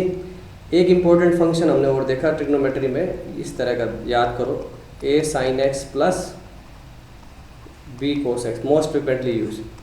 तो डोमेन तो इसकी रियल नंबर ये, क्योंकि साइन और कोस दोनों की रियल नंबर होती है। रेंज क्या आती है इसकी, माइनस अंडर रूट, ट्रिग्नोमेट्रिक फॉर्मूलों का यूज़ करके प्रूव करते हैं इसको, वहाँ एक्सप्लेन किया है, अभी बस रिवाइज करवाने के हिसाब से बता रहा हूँ आपको। तो इसको आप ध्यान रख सकते हैं इसका यूज़, ठीक है। जब भी a sine x plus b cos x, sine और कोस का एंगल सेम है, आगे जो कोफिशिएंट्स है कुछ अलग हो, तो रेंज क्या हो जाएगी, minus A square plus B square under root से लेके plus A square plus B square under root तक। तो इन्वर्स ट्रिग्नोमेट्री को और डिस्कस कर लीजिए, y is equal to sine inverse x। अब देखो इन्वर्स की कंडीशन क्या होती है, वो सब तो इन्वर्स फंक्शन में पढ़ेंगे ही, पर क्योंकि डोमेन रेंज में इस तरह के सवाल आएंगे तो मैं आपको भी बता रहा हूँ। डोमेन उल्टा हो गया, बस साइन का उल्टा, उसकी रेंज थी माइनस वन से वन, इसकी डोमेन है। और रेंज है -π/2 से π/2। ग्राफ बनाने का तरीका बहुत आसान है, जैसे बता रहा हूँ वैसे देखने की कोशिश कीजिएगा। ये हो गया अपना ओरिजिन, 3 y की लाइन बना देता हूँ। ये हो गया -π/2 प्लस π/2 1 -1, x पे -1 से 1 है और रेंज -π/2 से π/2 चली रही है, तो 0 पे 0, 1 पे π/2 और -1 पे -π/2। तो ग्राफ कैसा दिखेगा आपको इस तरह से। ये किसका ग्राफ हो गया भाई? साइन इनवर्स एक्स का। डोमेन, रेंज और ग्राफ, ये 3 चीज़ें अपन देख रहे हैं स्पेसिफिक फंक्शन की, तो वो आप भी काम में लेंगे। दूसरा अपने पास y = cos inverse x, x belongs to वही -1 से 1। कोस की जो रेंज है वो इसकी इन्वर्स की डोमेन बन जाएगी और रेंज भाई इसकी है 0 से पाई। ओके, 0 से पाई में घूम जाता है ना कोस -1 से 1। तो बनाते हैं ग्राफ, 3 लाइनें खींच ली, ये 0, ये π/2, ये पाई, -1 1। कोस पाई पे -1 होता है, 0 पे 1 होता है और π/2 पे 0 हो जाता है। तो ग्राफ कैसा है अपने पास? डिक्रीजिंग। ओके, ये कोस इनवर्स का डोमेन, रेंज और ग्राफ। एक और ले लो, y = tan इनवर्स x। अब देखो tan इनवर्स की रेंज क्या थी? रियल नंबर, तो इसकी डोमेन हो जाएगी रियल नंबर। अब रेंज अपनी इसी प्रकार से क्यों लेते हैं, ये इनवर्स फंक्शन जब पढ़ लेंगे तो और क्लैरिटी आ जाएगी। हाल फिलहाल तो आप इसको ध्यान रखोगे भाई, रेंज इस तरह से चलती है tan इनवर्स x की, और याद करना आसान है। 3 इनवर्स ट्रिग्नोमेट्रिक की रेंज होती है -π/2 से π/2 में थोड़ा बहुत ऑल्ट्रेशन के साथ, और 3 की होती है 0 से पाई। और क्या होता है वो ऑल्ट्रेशन देख ही रहे हो आप, ओपन इंटरवल है, किसी में क्लोज इंटरवल है, बस इतनी सी बात है। वो तो दिखता भी कि इन्फिनिटी इंक्लूडेड नहीं है। तो इसका ग्राफ भी कैसा आएगा मेरे पास? इस तरह से ही उठ जाएगा, ठीक है, -π/2 π/2। तो देखो -π/2 पे -इन्फिनिटी, π/2 के नीचे +इन्फिनिटी। ओरिजिनल ग्राफ को ध्यान रखो, वो कैसे चढ़ा था, नीचे से ऊपर, तो ये पीछे से आगे। y = cot inverse x। Inverse function अपन डिटेल में भी पढ़ेंगे, हाल फिलहाल बस इसको ऐसे देख रहे हैं ताकि अपन डोमेन रेंज के सवाल सोल्व कर पाएँ।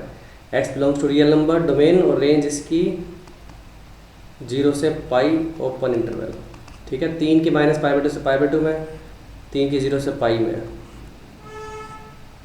0 π/2 पाई। π/2 पे क्या है? 0 है, पाई के नीचे नेगेटिव इन्फिनिटी और 0 के ऊपर प्लस की इन्फिनिटी। क्वाड्रेंट का सिस्टम भी थोड़ा लगा सकते हो दिमाग में। तो ग्राफ पीछे से आगे जा रहा है, ऑलवेज डिक्रीजिंग।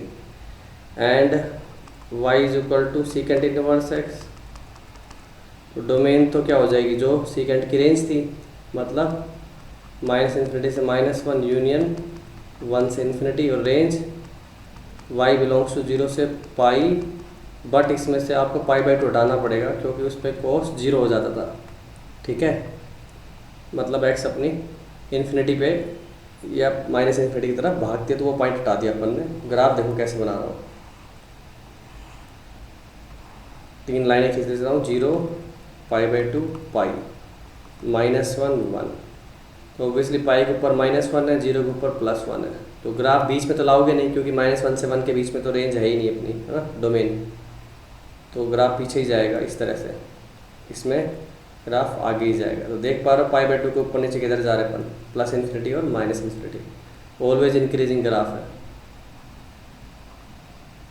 ठीक है। सेम इसी तरह से कोसेकेंट इनवर्स का बना सकते हो। y = cosecant inverse x, x belongs to -infinity से -1 यूनियन 1 से इन्फिनिटी, y बिलोंग्स टू -π/2 से π/2, क्लोज इंटरवल, -0। वो पॉइंट हटा दिया जहाँ पे साइन अपना 0 बनता था, वही कोसेकेंट इनवर्स फिर इन्फिनिटी पे भाग जाएगा। 3 लाइनें खींच ली,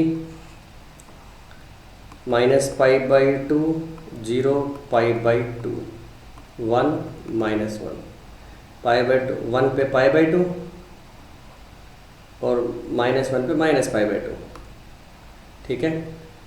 तो ग्राफ अंदर तो लाना नहीं, तो पीछे ही जाओगे, ठीक है, पीछे ही जाओगे इस पॉइंट से उठ के, तो ऑलवेज डिक्रीजिंग ग्राफ। तो ये कुछ हमने स्टैंडर्ड फंक्शंस देखे, polynomial, exponential, logarithmic, trigonometric, inverse trigonometric, ठीक है, जो जिन पे बेस्ड हम डोमेन लेंथ के सवाल। चलिए आगे बढ़ते हैं स्पेशल फंक्शंस की तरफ। हमारा absolute value function, greatest integer, signum, fractional part, इस तरह के जो फंक्शन अगर एक बार आप डिफाइन करना सीख लेंगे तो इसकी काफ़ी अच्छी एप्लीकेशन, लिमिट्स में भी, कंटिन्यूटी, डेरिवेबिलिटी में भी, बस इनको डिफाइन करना सीखना है बस।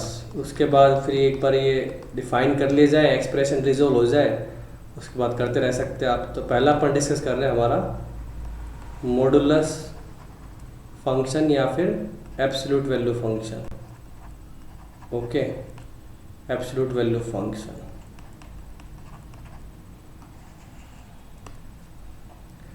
तो फिर ये सीधी सी बात है कि हमेशा पॉजिटिव वैल्यू रिटर्न करेगा। अगर इसके अंदर अगर पॉजिटिव ही है तो एज इट इज रिटर्न कर देगा, ठीक है, नॉन नेगेटिव है तो। और नेगेटिव वैल्यू है तो नेगेटिव वैल्यू को पॉजिटिव बनाने के लिए उसका साइन बदलना पड़ेगा। साइन बदलने का मतलब नेगेटिव से मल्टीप्लाई कर दो, as easy simple. So graph कैसा दिखेगा मेरे को? इसका ग्राफ है इस तरह से कुछ, 0 x ग्रेटर देन 0 पे y equal to x, okay, और x less than equal to 0 पे y equal to minus x. तो ये वी शेप ग्राफ आपको नज़र आ रहा है, ठीक है। देखो ये ग्राफ भी सिमेट्रिक है, ओरिजिन के about mod minus x equal to mod x. तो ये भी कैसा फंक्शन है? इवन फंक्शन है। सो ग्राफ बना चुके। और यही चीज़ अगर मैं आपको बोलूँ कि मोड एक्स माइनस 1, सिंपली आप बोलोगे जब x minus 1 greater than equal to 0 है, मतलब x की वैल्यू जब ग्रेटर देन इक्वल टू 1 है तो इसको एज इट इज़ लिख दोगे। और सेम नेगेटिव, नेगेटिव मतलब जब x की वैल्यू 1 से छोटी है तो नेगेटिव हो जाएगा, तो नेगेटिव साइन के साथ खुलेगा तो उल्टा खुलेगा। तो बस मोड हटाना है, उसके बाद सवाल को एज इट इज सोल्व करो। उसके लिए आपको केस बनाने पड़ेंगे कि अंदर की वैल्यू कब नेगेटिव कब पॉजिटिव है। ऐसे अंधाधुंध नहीं चल रहा है, मोड हटा के प्लस माइनस लगा दो। माइनस कब लगता है, प्लस कब लगता है, वो उसके अंदर की वैल्यू पे डिपेंड करता है। तो उसके हिसाब से केस बना के करना है, ऐसे ही टपकाना नहीं है मोड हटाओ और प्लस माइनस लगाओ और सोल्व करते जाओ, ठीक है। पर्पस समझ रहे हैं आप मेरी बात का? तो इस पर सिंपली अगर मैंने आपसे बोला कि mod x minus 2 is equal to 4, तो आपने बोल दिया कि अंदर की वैल्यू प्लस 4 भी हो सकती थी, नेगेटिव 4 भी हो सकती थी, तभी तो आंसर मोड 4 आया। तो x की वैल्यू क्या होगी? 2 प्लस माइनस 4। सो x का वैल्यू क्या आ गया मेरे पास? -2 एंड 6, ठीक है। यही चीज़ मैं आपसे बोलता मोड की वैल्यू 3, तो x इक्वल टू क्या आ गया? +-3। अब इसको डिस्टेंस के फॉर्मेट से समझने की कोशिश करो कि रिप्रेजेंट क्या करता है लेंथ वाइज ये। सो mode x is basically distance of x from origin, origin मतलब अपना 0, ठीक है, on real number line, 1 dimensional काम चल रहा है। तो मोड x कह रहा है कि 3 आ रहा है, इसका मतलब 3 कदम दूर जा सकते थे आप। तो x की वैल्यू 3 भी हो सकती है, या 3 कदम पीछे चले जाओ तो -3 भी हो सकती थी। सेम जब मैंने लिखा था x mod x minus 2 is equal to 4, तो इसका मतलब x की डिस्टेंस किससे नाप रहे हो आप? 2 से, ठीक है ना। x माइनस 2 मतलब 2 से डिस्टेंस। तो 2 पे आप खड़े हो तो 4 कदम आगे भी जा सकते हो, 2 पे खड़े हो 4 कदम आगे जाओ 6 आ जाएगा, या 4 कदम पीछे चले जाओ -2 आ जाएगा। इस तरह से आप अगर डिस्टेंस की बात करें ना तो डायरेक्ट वैल्यूज़ प्रिडिक्ट कर सकते हैं। उदाहरण के लिए एक और ले लो, x minus 3 is equal to 5 दे रहेगा x माइनस 3 का मोड। तो आपको 3 पे खड़े होके 5 कदम आगे पीछे होना है। 5 कदम आगे जाओ 8 आएगा, 5 कदम पीछे आओ -2 आएगा। तो वैल्यूज़ क्या आ गई? -2 और 8, ठीक है। कुछ इनइक्वालिटीज़ की बात की जाए इसके अंदर, अगर मैं बोलूँ कि जो मेरा मोड है, मोड x जो है वो हमेशा क्या है? 4 से छोटा है, या बराबर भी कर सकते हो। तो इसका मतलब क्या हुआ? ओरिजिन पे खड़े हो आप, ज़्यादा से ज़्यादा 4 कदम दूर जा सकते हो, ठीक है ना। मोड x 4 से छोटा होने का मतलब यही हुआ।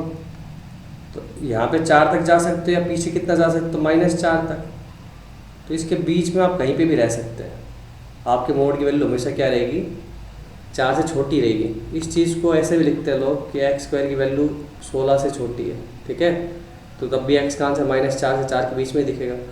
और मैं ऐसा बोलूँ mod x minus 2 that is less than equal to 3, तो इसको डिस्टेंस वाले कॉन्सेप्ट से सोचो। 2 पे खड़े हो ओके, 2 पे खड़े हो तो 3 कदम दूर जा सकते हो ज़्यादा से ज़्यादा, या 3 कदम इधर आ सकते हो। तो 2 पे खड़े हो 3 कदम दूर आए तो -1 हो गया, तो इसके बीच में रहोगे आप, ठीक है। और वैसे इक्वेशन वाइज सोल्व करना हो तो इस चीज़ को आप लिख सकते थे कि x का वैल्यू क्या है, 4 से -4 के बीच में, अगर मोड 4 से छोटा है तो सेम इसी चीज़ को लिख सकते थे कि x -2 की वैल्यू क्या है, 3 से -3 के बीच में। ओके, लेस देन इनइक्वालिटी कैसे रिजोल्व होगी समझ में आया। अब ग्रेटर देन की बात करूँ, मोड x की वैल्यू 1 से बड़ी है तो वही चीज़, ओरिजिन पे खड़े हो आप, कम से कम आपको 1 कदम दूर जाना है, मतलब 1 कदम या उससे ज़्यादा दूर, तो मतलब आप 1 या 1 से उधर जा सकते हो, लेफ्ट साइड में हो तो -1 या उसके पीछे जा सकते हो, कम से कम 1 कदम दूर रहना 0 से, ठीक है ना। तो ये चीज़ क्या बनी अपनी कि x की वैल्यू या तो -1 से छोटी है या फिर x की वैल्यू 1 से बड़ी है, बराबर है। मतलब मैं क्या लिख सकता हूँ, x belongs to -∞ to 1, -1 union 1 to infinity. और दोनों इक्वालिटीज़ को अगर साथ साथ लिख दिया जाए तो क्या नज़र आएगा मेरे पास, mod x greater than equal to 1 less than equal to 4। तो दोनों को अलग अलग सोल्व करो। पहली इक्वालिटी क्या बोल रही है, ओरिजिन पे खड़े हो कम से कम 1 कदम दूर रहना है, ठीक है। मिनिमम डिस्टेंस आपके ओरिजिन से 1 कदम से या उससे ज़्यादा होनी चाहिए, तो -1 के पीछे। दूसरी इक्वालिटी बोलती है ज़्यादा से ज़्यादा 4 कदम दूर जा सकते हो, मतलब -4 से 4 के अंदर रहना आपको। दोनों का इंटरसेक्शन दिखाई दे रहा है आपको, ये हो गया। तो फिर हमारा क्या हो गया आंसर x का, -4 से -1, इक्वालिटी लगी हुई तो क्लोज इंटरवल कर दोगे, यूनियन 1 से 4, ठीक है। इक्वालिटी अगर मान लो यहाँ नहीं लगी होगी तो हम 4 पे नहीं लगाएंगे, 1 पे नहीं लगी हुई तो 1 वाले पार्ट पे नहीं लगाओगे, सिंपल सी बात है। ओके, इसका भी कर दो एक सिंपल सा एग्जांपल, x -2 ये है मेरे पास 2 से बड़ा है 5 से छोटा है। तो ग्राफ पे देखो इसका कैसे प्लॉट करोगे, 2 पे खड़े हो आप, कम से कम 2 कदम दूर रहना है, तो 2 से 2 कदम आगे बढ़ो 4, इसके आगे रहना है, या पीछे आ जाओ 2 कदम, इसके इधर रहना है, ठीक है। और 5 के अंदर 5 कदम आगे जाओ, क्या आएगा मेरे पास 7, और 5 कदम पीछे आओ तो क्या आएगा मेरे पास -3, इनके अंदर। ओके, तो अपना इंटरसेक्शन अपने को दिख रहा है। तो इस तरह से देखना काफ़ी इजी हो जाता है, उस चीज़ को मास्टर करना ही चाहिए। इक्वेशंस की फॉर्म में तो ठीक कर ही लोगे, और कोई ज्योमेट्री से आसान है, समझना भी आसान है, सोल्व करना भी आसान है, स्पीड भी बढ़ेगी सवालों में, तो इसको मास्टर कीजिए आप। तो x की वैल्यू क्या आ गई मेरे पास, क्लोज इंटरवल -3 से 0 यूनियन 4 to 7। Okay, easy. इसको थोड़ा सा मैं मिक्स करूं तो एक सिंपल सा सवाल देता हूं आपको, मोड x -4, ठीक है, -7 less than equal to 3, double mod लगाया हुआ है। तो सोल्व करो इसको, ओरली भी कर सकते हो आप इसको। पहले बाहर वाला मोड हटाया, लेस देन 3 है, इसका मतलब अंदर वाली क्वांटिटी किधर है मेरे पास, 3 से -3 के बीच में, ठीक है। 7 ऐड कर दिया बोथ साइड, तो 4 मोड x -4 लेस देन 10। अब आगे का काम आपको पता है, ज्योमेट्री से कर सकते हो आराम से, ठीक है। 4 पे खड़े हो, 10 कदम के अंदर रहना है, तो 10 कदम इधर आए, 14 आ गया, 10 कदम इधर आए, -6 आ गया, इसके अंदर रहना है, तो ये हो गया, ठीक है। और कम से कम 4 कदम दूर, तो 4 से 4 कदम बढ़ो, कितना है मेरे पास 8, इसके आगे रहना है, 4 कदम पीछे आओ 0, इसके पीछे रहना है, कम से कम 4 कदम दूर, और ज़्यादा से ज़्यादा 10 कदम दूर। तो चलो 4 पे खड़े हो गए, ये तुम्हारा रेफरेंस है, ठीक है। डिस्टेंस कहाँ से नापी जा रही है, 4 से। तो इंटरसेक्शन लेने के बाद दिख रहा है साफ साफ, -6 से 0 यूनियन 8 to 14। इजी, समझे आप। तो डिस्टेंस का दिमाग में रखना है। अब एक बहुत क्लासिक चीज़ देख रहे हैं, ध्यान से समझोगे, x -1 मोड x -5 = 4, इसको सोल्व करना है, ठीक है। तो अगर ट्रेडिशनल अप्रोच ले तो ये तो बिल्कुल ही नहीं करना ही मोड हटा के प्लस माइनस लगा दो फिर केस बना रहे हो। हमें कब प्लस लगाना है तो कब माइनस लगाना होता है, जब हम डिफाइन कर दें कि अंदर की वैल्यू नेगेटिव है पॉजिटिव। तो इसका क्रिटिकल पॉइंट 1, इसका क्रिटिकल पॉइंट 5। तो पूरी नंबर लाइन को मैंने क्या किया, 3 पार्ट में डिवाइड कर दिया। 1 के लेफ्ट में 1 से 5, 5 के आगे। अब 5 के आगे देखो दोनों पॉजिटिव खुलेंगे तो क्या बन जाएगा, x minus 1 x minus 5 2x minus 6 is equal to 4। Solve करके x का वैल्यू आ गया 5। ठीक है, और ये ध्यान रखना है कि जब आप केस बनाते हो 5 या 5 से ज़्यादा तो आपका आंसर भी वैसा होना चाहिए। अगर वो वैसा नहीं है तो फिर आपको रिजेक्ट करना पड़ेगा उसको। ठीक है, मान लो मेरा आंसर 7 आता तो मैं एक्सेप्ट कर सकता हूँ।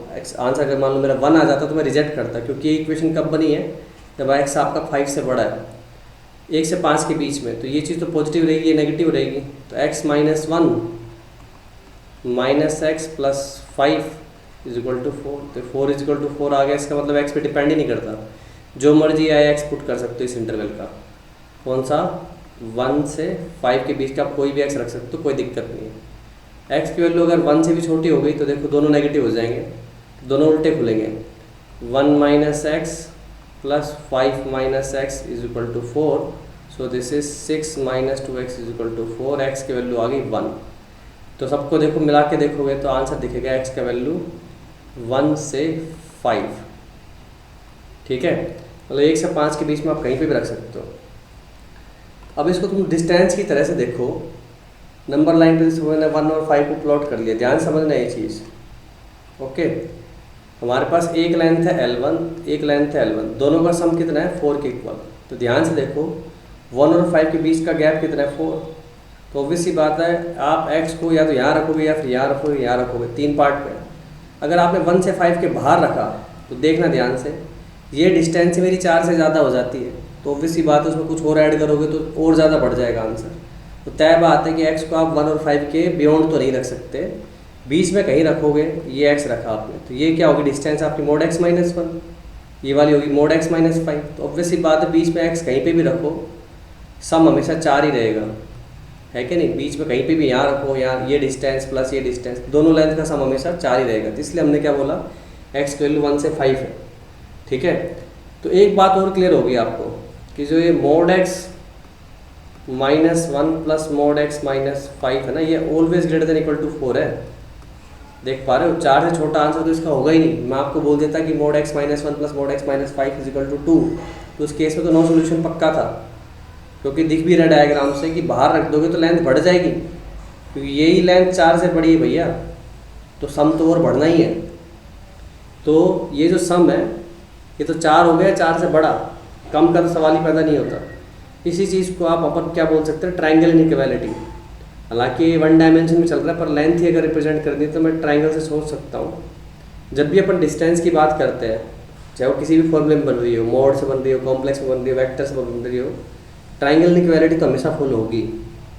ये मान लो आपका x, ये 1, ये 5, ये जी लेंथ मोड x माइनस 1, ये लेंथ मोड x माइनस 5, ये लेंथ 4। तो ये बचपन से पढ़ा आपने कि sum of 2 distance is always greater than third distance.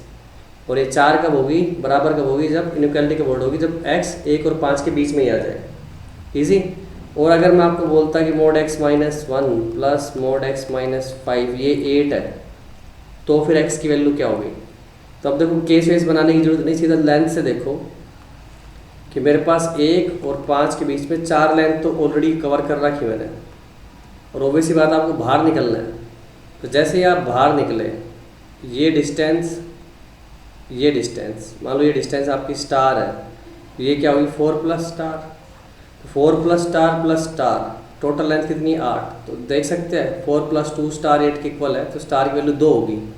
मतलब 2 कदम इधर निकल जाओ या फिर 2 कदम पीछे भी आ सकते हो, दोनों ही केस में टोटल डिस्टेंस मेरी 8 हो जाएगी। तो x की वैल्यू 7 हो सकती है, 2 कदम पीछे आए तो -1 हो सकती है। सोल्व भी करोगे तो यही मिलेगी। देख लो 4 लेंथ है, अगर आप एक भी कदम बाहर निकलते तो लेंथ में इजाफा जो इंक्रीमेंट होगा वो डबल होगा, क्योंकि 5 से भी बढ़ रही है और 1 से भी उतनी डिस्टेंस बढ़ रही है 4 प्लस में लग के। देख पा रहे फिगर के अंदर, और कम में तो 4 से कम में सोल्यूशन आएगा ही नहीं। सेम ऐसी चीज़ देखो, ये है mod x minus 1 minus mod x minus 5 equal to 4।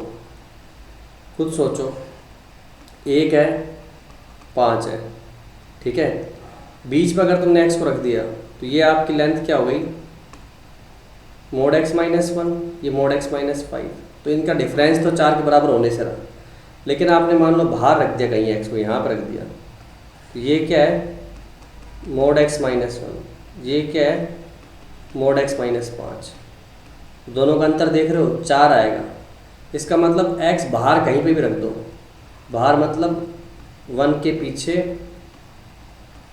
या फिर 5 से आगे, हमेशा डिफरेंस क्या रहेगा 4, यानी 4 से छोटा हो जाएगा। तो वही चीज़ कह रहा हूँ मैं आपको कि ट्रायंगल इनइक्वालिटी तो है ये, difference of 2 side is always laser than third side, बड़ा होने का तो सवाल ही नहीं है, ठीक है। अगर आपको बोल दे 6 इक्वल टू, तो नो सोल्यूशन सीधे। और मैं अगर बोलूँ कि ये क्या है, डिफरेंस 2 हो गया, तो आपने कितना कम किया, 2 कम किया। इसलिए अगर एक भी स्टेप अंदर आते हो ना आप, ठीक है, तो ये डिस्टेंस कितनी होगी मेरे पास 3, ये कितनी होगी 2, 1, ठीक है। 4 माइनस 1, 3 माइनस 1 कितना हो गया मेरे पास, ये लेंथ 3 है, ये 1 है।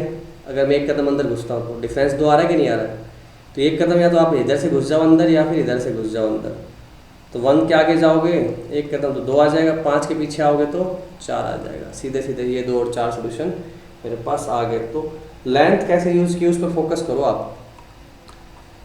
और ये बात तो सीख ही गए हो कि x plus y is always less than equal to mod x plus mod y, चाहे माइनस ले लो, ठीक है। अगर इसको 1 डायमेंशनल वेक्टर की तरह सोचा जाए ना, तो इजीली गैस कर सकते हो कि आप x एक वेक्टर है, ठीक है, 1 डायमेंशन में है। लिखने के लिए इसको ऐसे दिखा रहा हूँ, तो पैरेललोग्राम लो लगाओ, ये क्या आपका x प्लस वाई, ये क्या आपका x माइनस वाई। तो ऑब्वियस सी बात है ट्राइंगल की तीसरी साइड है, mod x mode y 2 side है, तो 2 साइड का सम तीसरी से हमेशा बड़ा ही होगा। तो इसको पीछे खींचूँ तो mod x minus mod y, ठीक है, उससे बड़ा ही होगा। Difference of 2 side is lesser than third side, sum of 2 side is greater than third side. तो वो ट्राइंगल इनइक्वालिटी है, मोड x लेंथ है, वैसे सोचो। ये तो अलग से प्रूव करना चाहो ना अलजेब्रिकली, तो बोथ साइड स्क्वायर कर दो, दिख जाएगा आपको।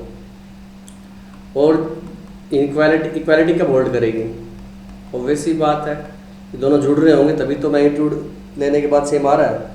जुड़ेंगे कब, जब सेम साइन क्यों, मतलब एक्स वाई का प्रोडक्ट आपका क्या है, ग्रेटर देन इक्वल टू 0, यानी बोथ साइड स्क्वायर कर लो, तो क्या बनेगा x square plus y square plus 2xy equal to x square plus y square plus 2 mod x y, ठीक है ना। ये पार्ट कट गया, 2 से 2 भी काट दोगे, एक्स वाई बराबर मोड एक्स वाई। तो कोई भी क्वांटिटी अपने मोड के बराबर कब होती है, जब वो greater than equal to 0। Same यही चीज़ अगर मैं बोलूँ कि एक्स माइनस वाई बराबर mod x plus mod y है, घटने के बाद इंडिविजुअल मोड ऐड हो रहा है, मतलब अपोजिट साइन, तो ये प्रोडक्ट कैसा होना चाहिए, नेगेटिव, ठीक है। तो जो चीज़ आपने ऊपर की ना, वो डायरेक्ट भी देखी जा सकती थी, कैसे, mode x minus 1 mode x minus 5 बराबर 4 रख रहे हो। अभी 4 आया कैसे, दोनों का डिफरेंस लेने से, आ रही बात समझ में। इसका मतलब इस 4 को मैं क्या लिख सकता था, mod x minus 1 minus x minus 5। तो ऊपर वाली प्रॉपर्टीज कंपेयर करो, mod x minus y equal to mod x plus mod y, तो मतलब प्रोडक्ट दोनों का क्या, नेगेटिव। तो x माइनस 1 एक्स माइनस 5 का प्रोडक्ट नेगेटिव, अर्थात x की वैल्यू 1 से 5 के बीच में। बेबी कर्व बना सकते हो इसका।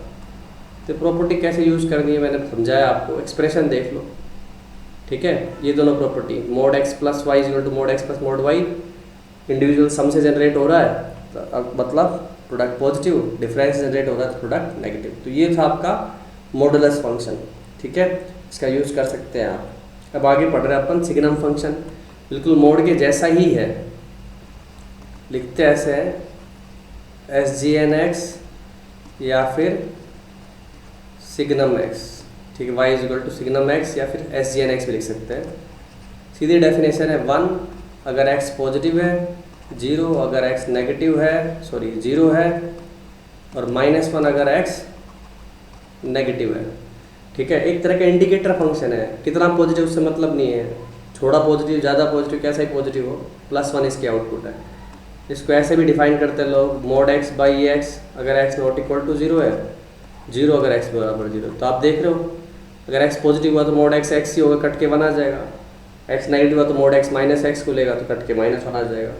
तो इसकी डोमेन होगी हमारे पास कितनी, इसकी रियल नंबर, इनपुट तो कुछ भी करो। रेंज में केवल तीन ही वैल्यू आ रही है, 1 0 और -1, फाइनाइट नंबर ऑफ आउटपुट है। ग्राफ बनाने की कोशिश करें, 0 पे 0, पॉजिटिव पे 1 स्ट्रेट लाइन, ठीक है ना, 1, नेगेटिव पे -1 स्ट्रेट लाइन। तो ये ग्राफ हो गया, डोमेन हो गई, रेंज हो गई। इस पर एक दो एग्जाम्पल और करके दिखाता हूँ, फिर आप सवाल करना। दो सिंपल फंक्शन लेता हूँ, y = f(x) signum mode x -2, ठीक है। डोमेन रेंज बताओ। डोमेन हो गई इसकी रियल नंबर, कोई डिनोमिनेटर का चक्कर तो है नहीं, अंडर रूट का चक्कर भी नहीं है, और सिग्नम के अंदर सारे बन रहा है। और रेंज, अब देखो ये अंदर ही क्वांटिटी नेगेटिव पॉजिटिव कुछ भी हो सकती है ना। मोड एक्स की वैल्यू 2 से बड़ी हुई तो पॉजिटिव रहेगा, 2 से छोटी होगी तो नेगेटिव रहेगा, और 2 के बराबर होगी तो 0 भी बन जाएगा। तो सिग्नम तो अपनी सारी रेंज पकड़ सकता है, क्योंकि इसके अंदर नेगेटिव पॉजिटिव और 0 सब कुछ बन रहा है। ग्राफ बनाने की कोशिश होगी तो पता करना पड़ेगा मेरे को कि ये अंदर ही क्वांटिटी पॉजिटिव कब है, नेगेटिव कब है। तो सीधी सीधी बात है कि जब ये 2 से छोटा है, मतलब एक्स की वैल्यू -2 से 2 के बीच में है, तब तो नेगेटिव है। और उसके बियॉन्ड मोड एक्स वैल्यू 2 से बड़ी हो गई थी, पॉजिटिव हो जाएगा।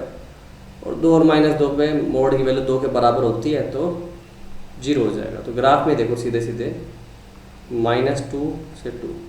तो जब x की वैल्यू क्या है, मैं उसको डिफाइन करूँ मैं, x की वैल्यू क्या है मेरी, -2 से 2 के बीच में, तो ये नेगेटिव है तो -1, x की वैल्यू +-2 है तो 0 हो जाएगा, और 2 से बड़ी या -2 से छोटी तो +1। तो ग्राफ हो गया ये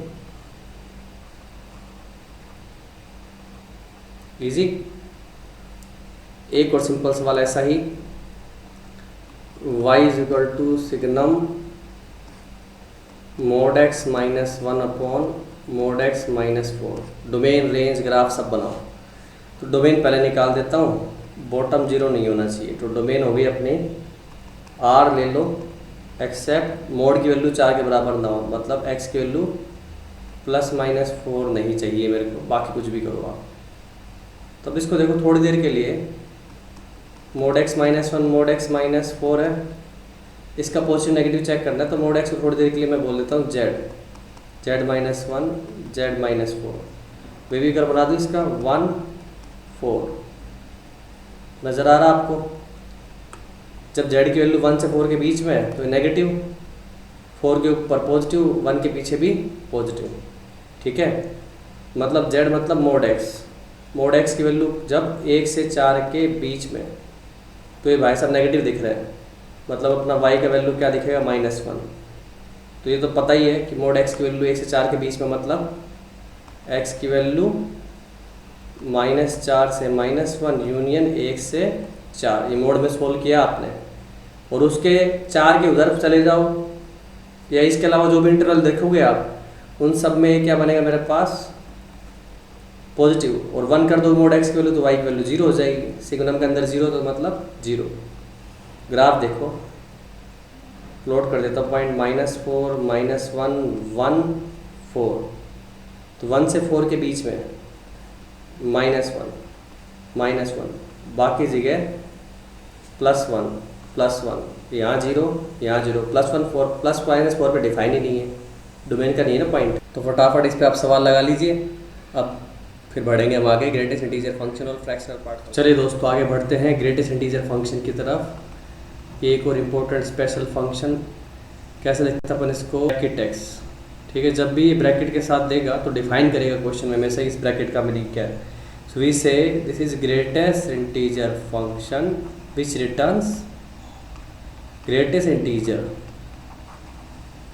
ठीक है, ग्रेटेस्ट इंटीजर लेस देन और इक्वल टू x। तो इसकी डेफिनेशन में ही छिपा हुआ है कि भाई क्या करेगा ये, x के बराबर या x से छोटा सबसे बड़ा जो इंटीजर हो सकता है, ठीक है। तो मतलब अपनी काउंटिंग x से आगे तो नहीं जाएगी ना, ठीक है। तो अगर मैं आपसे पूछूँ 3.2 का ग्रेटेस्ट इंटीजर बताओ, तो 3.2 यहाँ, तो यहाँ तक की काउंटिंग में सबसे बड़ा इंटीजर, अभी खुद तो है नहीं तो इसके पीछे देखोगे तो यहाँ तक की काउंटिंग सबसे बड़ा इंटीजर कौन है, 3, तो आपने 3 रिटर्न कर दिया।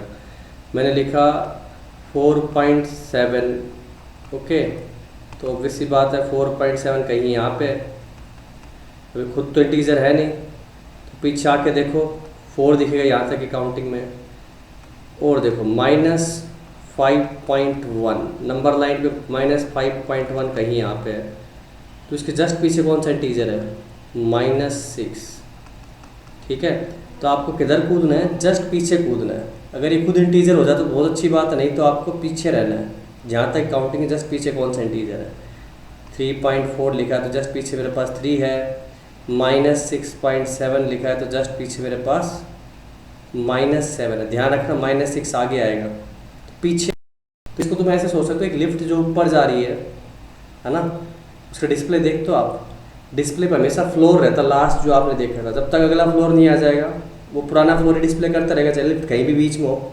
तो सेम ऐसे ही चल रहे हो आप आगे जा रहे हो, जब तक आपका 1 नहीं आ रहा लिफ्ट 0 ही शो कर रही है, 1 आ गया तो 1 दिखा देगी, ओके। जैसे 2 पे पहुँचे, 2 तक नहीं आया तो 1 ही दिखाती रहेगी, 2 पे आते 2 दिखा देगी। इस तरह से फंक्शन चल रहा है, ठीक है, जस्ट पीछे चलते। तो इसको फॉर्मल नोटेशन में कुछ लोग ऐसे भी लिखते हैं, अगर आप स्टैंडर्ड टेक्स्ट देखो कहीं पे, इस तरह की ब्रैकेट्स है। इस तरह की ब्रैकेट लगाने का स्टैंडर्ड मीनिंग ये है कि ग्रेटेस्ट इंटीजर फंक्शन है less than equal to x। Floor value function भी बोल देते हैं क्योंकि जस्ट पीछे की वैल्यू दे रहा है, फ्लोर वैल्यू फंक्शन, ओके।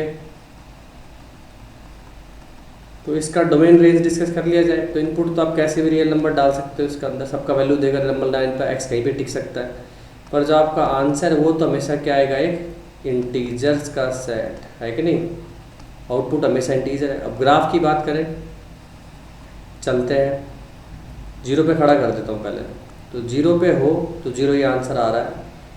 अब जब तक 1 नहीं आएगा आपका आंसर 0 ही बना रहेगा, जैसे 1 आया तो यहाँ पे भी 1, फिर जब तक 2 नहीं आएगा तब तक ये ऐसे ही बना रहेगा, ठीक है। डेफिनेशन देखो, अंदर का इनपुट 1 से 2 के बीच में है तो आंसर क्या चल रहा है आपका 1 ही है, 2 आते ही 2 आ गया।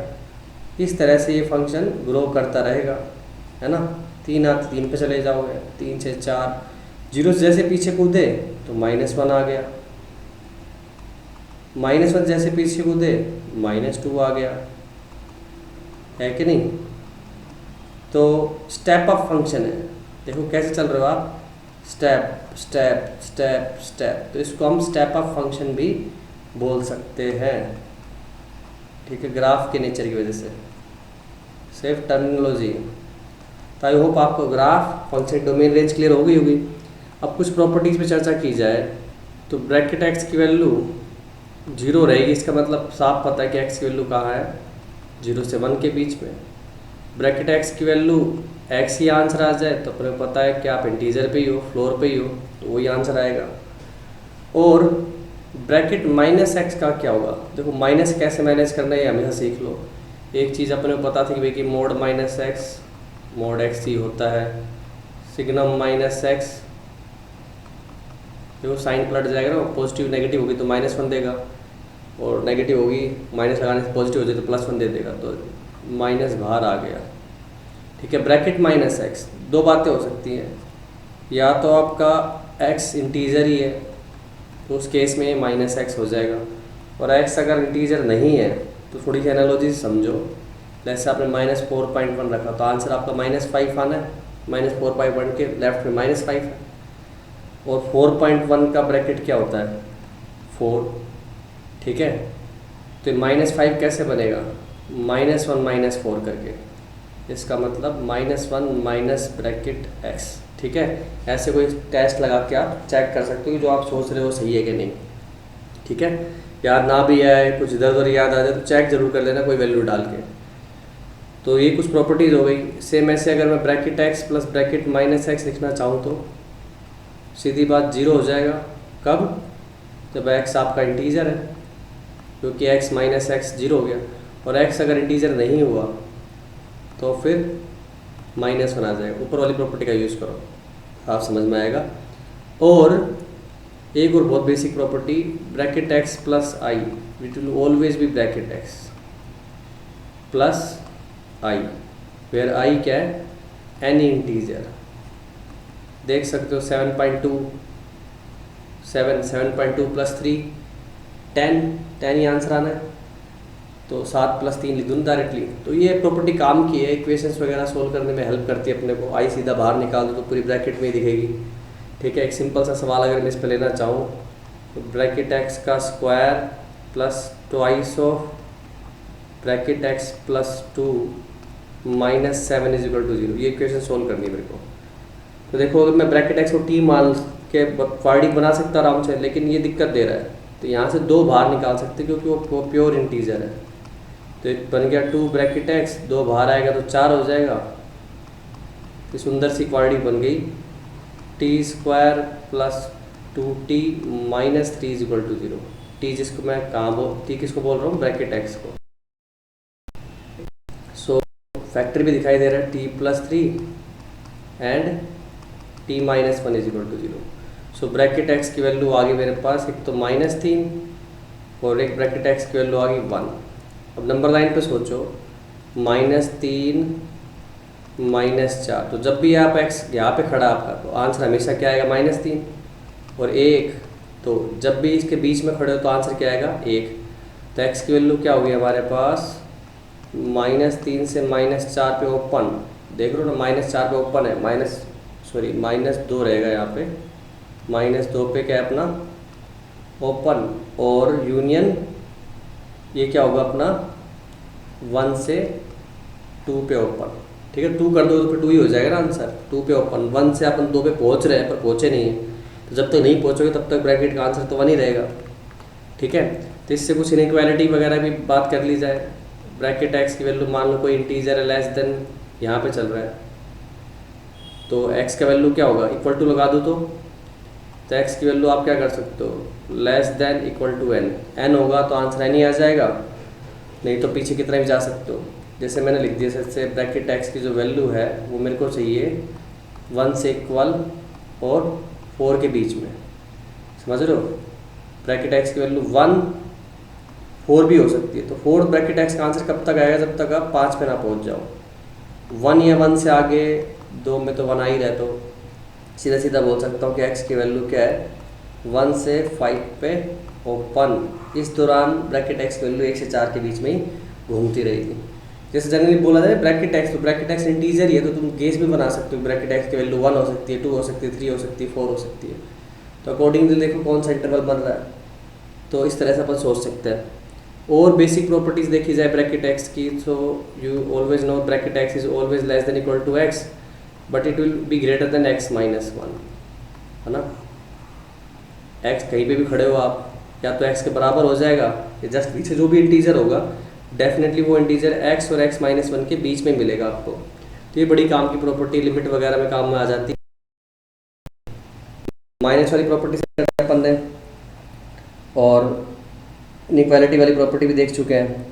अब इसी चीज़ को थोड़ा सा एक्सटेंड करूँ मैं, तो bracket x plus bracket y जो always less than equal to bracket x plus y and less than equal to bracket x plus bracket y plus 1। ठीक है, इसी प्रॉपर्टी को एक्सटेंड कर दिया जाए तो रियलाइज़ कर सकते हो इंटीजर्स का कॉम्बिनेशन है। ठीक है, तो कुछ बेसिक सवाल करेंगे हम, साथ साथ पहले क्या करता हूँ मैं फ्रैक्शनल पार्ट को डिस्कस कर लेता हूँ, तो दोनों के कंबाइंड एग्जाम्पल एक साथ हो जाएंगे। तो फ्रैक्शनल पार्ट क्या है, तुम देखो कि कोई भी रियल नंबर x है उसमें 2 हिस्से होते हैं उसके, एक तो उसका इंटीजर पार्ट, दूसरा उसका फ्रैक्शनल पार्ट, जिसको मैं करली ब्रैकेट x से लिख रहा हूँ। जैसे कि मान लो आपने लिखा 4.3, ये 4, तो यहाँ तक का हिस्सा तो किसने कवर कर लिया, ब्रैकेट x ने।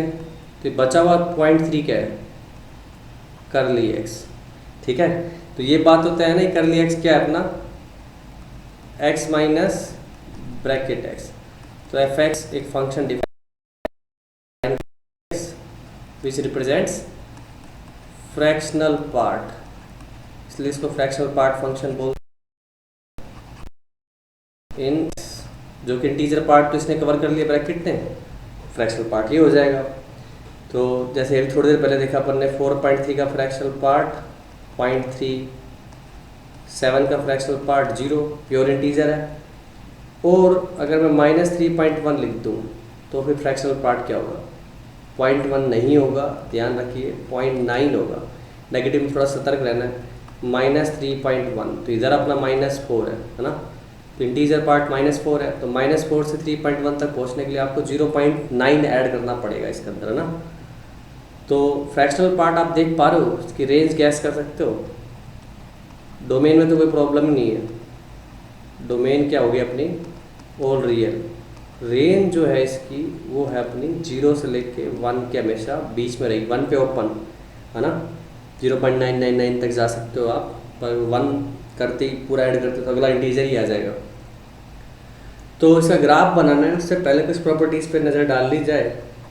अगर मैं ब्रैकेट एक्स को 0 बोलता हूँ तो ऑब्वियसली बात है कि वो एक्स क्या है? Pure integer. और मैं बोलता हूँ ब्रैकेट एक्स का आंसर एक्स ही आ गया, तो इसका मतलब एक्स में इंटीजर पार्ट है ही नहीं, तो एक्स क्या होगा? 0 से 1 ही होगा। और एक और ख़ास प्रॉपर्टी, ब्रैकेट एक्स प्लस आई, ये क्या होगा? ब्रैकेट एक्स ही होगा, क्योंकि आई ऐड करने से कोई फ़र्क नहीं पड़ने वाला है। जैसे कि आप 4.1 करो 0.1 आएगा, 5.1 करो ये भी 0.1 आएगा, 7.1 करो ये भी 0.1 आएगा। मतलब इंटीजर वाइज इंक्रीमेंट करने से कोई फ़र्क नहीं पड़ रहा है, ठीक है ना, क्योंकि वो इंटीजर वाला पार्ट तो ब्रैकेट एक्स कवर कर ही लेगा। आपको तो प्योर फ्रैक्शनल पार्ट देखना है कि वो पता करना है। तो इससे एक बात सिद्ध हो जाती है कि फंक्शन क्या है? पीरियोडिक है, समझ रहे हो। मिनिमम इंटीजर लेंथ कितनी होगी? 1, तो इसका पीरियड कितना हो जाएगा? 1। तो 1 की लेंथ में इसका ग्राफ रिपीट करता रहेगा, तो 1 की लेंथ में तो ग्राफ बना ही सकता हूँ। कब? 0 से 1 के बीच में। तो ग्राफ बनाओ इसका 0 से 1 के बीच में, ग्राफ बन गया अपना इसका y = x, क्योंकि अगर x की वैल्यू 0 से 1 के बीच में है तो ये भी क्या देगा? x ही देगा। और 1 पे वापस क्या हो जाएगी? 0, ठीक है। और यही ग्राफ मेरे को वापस रिपीट करना है। 1, 2 पे वापस 0, सेम 3 पे वापस 0 एंड सो ऑन। ये ग्राफ पीछे भी बढ़ता रहेगा, आगे भी बढ़ता रहेगा सेम इसी तरह से। तो सारे इंटीजर पे आंसर 0 आ रहा है, ओके। और ये वैल्यू 1 है अपने पास। तो यहाँ पे डिफाइन करना चाहो तो ये है y = x, ये y = x - 1। देखो 1 पे 0 हो रहा है लाइन, x - 2। यहाँ पे y = x + 1, -1 पे 0 हो रहा है। स्ट्रेट लाइन की इक्वेशन लिख रहा हूँ, सबका स्लोप 45 डिग्री है, 1 है। वो इक्वेशन पता है तो ठीक है, नहीं तो फिर आप देख पा रहे हो कि सेम उसी तरह से आगे बढ़ाना है। 1 पे 0 करने तो लाइन का ग्राफ। तभी लिखा क्यों अपन ने? हमें कई बार जैसे अपने को स्पेशल फंक्शन डिफाइन करने पड़ते हैं, कर्ली हटाना पड़ता है, ब्रैकेट हटाना पड़ता है, तो पता करना पड़ेगा ना कि आप इंटरनल एक्स कहाँ से कहाँ जा रहे हो, उस हिसाब से आप कर्ली हटाओगे। अंदर का एक्स अगर 1 से 2 के बीच में, तो कर्ली हटा के आप सीधा सीधा क्या लिख दोगे? x - 1। इस तरह से अपन कर्ली को डिफाइन कर सकते हैं। तो हमने ग्राफ देख लिया, डोमेन देख ली, रेंज देख ली। कुछ बेसिक प्रॉपर्टी पे और चर्चा करना चाहे, माइनस को कैसे डील करोगे? तो 2 केस हो जाते हैं। अगर x इंटीजर है तो 0 ही आ जाएगा, और इंटीजर नहीं है तो देखो ध्यान से, आपने 4.1 पे क्या आंसर दिया था? 0.1। -4.1 पे क्या आंसर दोगे? 0.9। तो मैं क्या इसको ऐसा लिख दूँ? 1 माइनस कर्ली x। देख पा रहे हो? 1 माइनस कर्ली x, ईजी। तो इनके कुछ कॉमन सवाल कर लिए जाएं, ब्रैकेट एक्स और कर्ली एक्स फंक्शन के, ठीक है। देखिए कर्ली एक्स ब्रैकेट एक्स दोनों समझ चुके हो, तो कुछ easy question. f(x) = under root bracket x -1 plus under root 4 minus bracket x, ठीक है। इसका डोमेन बताना आपको। तो ये चीज़ भी मेरे को ग्रेटर देन इक्वल टू 0 चाहिए, ये चीज़ भी मेरे को ग्रेटर देन इक्वल टू 0 चाहिए। तात्पर्य ये है कि भाई कि ब्रैकेट एक्स की वैल्यू आपको 1 से बड़ी करनी पड़ेगी, और ये वैल्यू आपको 4 से छोटी करनी पड़ेगी यहाँ पे, अगर पॉजिटिव रखना है तो, नॉन नेगेटिव बनाना है तो एक्स की वैल्यू कहाँ से कहाँ हो गई? 1 से पीछे जाना नहीं है, और 4 तक इसकी वैल्यू हो सकती है, तो आप 5 तक तो बढ़ ही सकते हो ना। तो एक्स की वैल्यू क्या हो गई? 1 से 5 पे ओपन, 5 पे क्लोज नहीं किया है। जब तक 5 नहीं आएगा तब तक ब्रैकेट एक्स की वैल्यू 4 ही रहने वाली है, 4 से 5 के बीच में, तो मैं 5 तक बढ़ सकता हूँ 5 पे ओपन रखते हुए। तो ये डोमेन आ गई। कोई बंदा रेंज की बात भी करे तो सीधे सीधे देखो ब्रैकेट एक्स फिक्स वैल्यूज पकड़ता है। ब्रैकेट एक्स की वैल्यू 1 2 3 4 हो सकती है, तो आप डाल के देख लो ना। यहाँ पे 1 डालोगे तो आपको y की वैल्यू मिल जाएगी कितनी, √3। 2 डालोगे तो ये 1 हो गया, तो y की वैल्यू होगी मेरे पास 2 डाला, 2 - 1 1, 4 - 2 2, तो 1 + √2। 3 डाला तो y की वैल्यू 3 - 1 2, और 4 - 3 1, तो 1 + √2 ही आई सेम वैल्यू। 4 डाला तो आपके पास √3 वापस आ गई, तो 2 ही वैल्यू आई यहाँ पे। करली लगा के लिख देता हूँ कि रेंज में सिर्फ 2 ही वैल्यूज़ है। ठीक है, तो रेंज निकालना काफ़ी आसान है यहाँ पर, इजी। और क्वेश्चन देखिए, मेरे को बोला जा रहा है find x if x - half bracket x + half bracket, ये एक प्राइम नंबर है। ठीक है, तो फाइंड x की क्या वैल्यूज़ हो सकती हैं, क्या रेंज हो सकती है x की वैल्यूज़ की। तो ध्यान से देखने पे मेरे को दिखता है कि एटलीस्ट एक वेरिएबल बनाने की कोशिश करी जाए तो इन दोनों के बीच में गैप 1 का है ना। इसको अगर मैं x - हाफ को y बोल लूँ थोड़ी देर के लिए, तो अगली चीज़ मेरी y + 1 हो जाती है। ये एक प्राइम है, ओके। और इंटीजर को ब्रैकेट से सीधा बाहर निकाल सकते हो, तो bracket y into bracket y + 1 = सम प्राइम नंबर, ओके। तब देखो प्राइम क्या होती है, 1 इंटू समथिंग ही होगा, 1 इंटू 2, 1 इंटू 3 टाइप का। और यहाँ पे 2 इंटीजर का प्रोडक्ट है, तो पक्की बात है इस ब्रैकेट y + 1 में से कोई एक इंटीजर तो 1 है ही, है ना। पक्का है, कोई एक इंटीजर तो मेरा 1 होना ही होना है, और नहीं हो पाया तो फिर प्राइम बनेगा कैसे। ठीक है, तो डेफिनेटली या तो दोनों फैक्टर पॉजिटिव है, दोनों फैक्टर नेगेटिव है। दोनों फैक्टर को अगर पॉजिटिव लोगे तो यही वैल्यू मेरे को 1 करनी पड़ेगी, क्योंकि ये वाली तो ब्रैकेट y + 1 ज़्यादा है 1 से। तो अगर ये 1 है तो ब्रैकेट y + 1 मेरे पास 2 हो जाएगा, तो ये प्राइम आ रहा है। 1 इंटू 2 एक पॉसिबिलिटी है। ठीक है, तो ब्रैकेट y की वैल्यू क्या बनी मेरे पास, 1।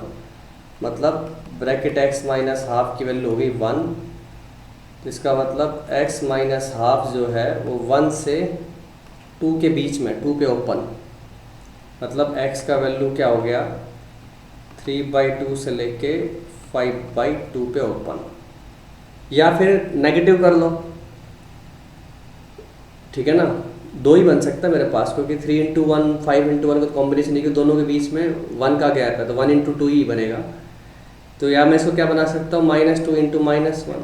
तो ऑब्वियसली बात है ब्रैकेट y की वैल्यू -2 लेनी पड़ेगी, तो ऑटोमेटिकली अब दूसरी वाली -1 बन जाएगी। तो x - हाफ की वैल्यू क्या होगी अपनी, -2 से लेके -1 पे ओपन।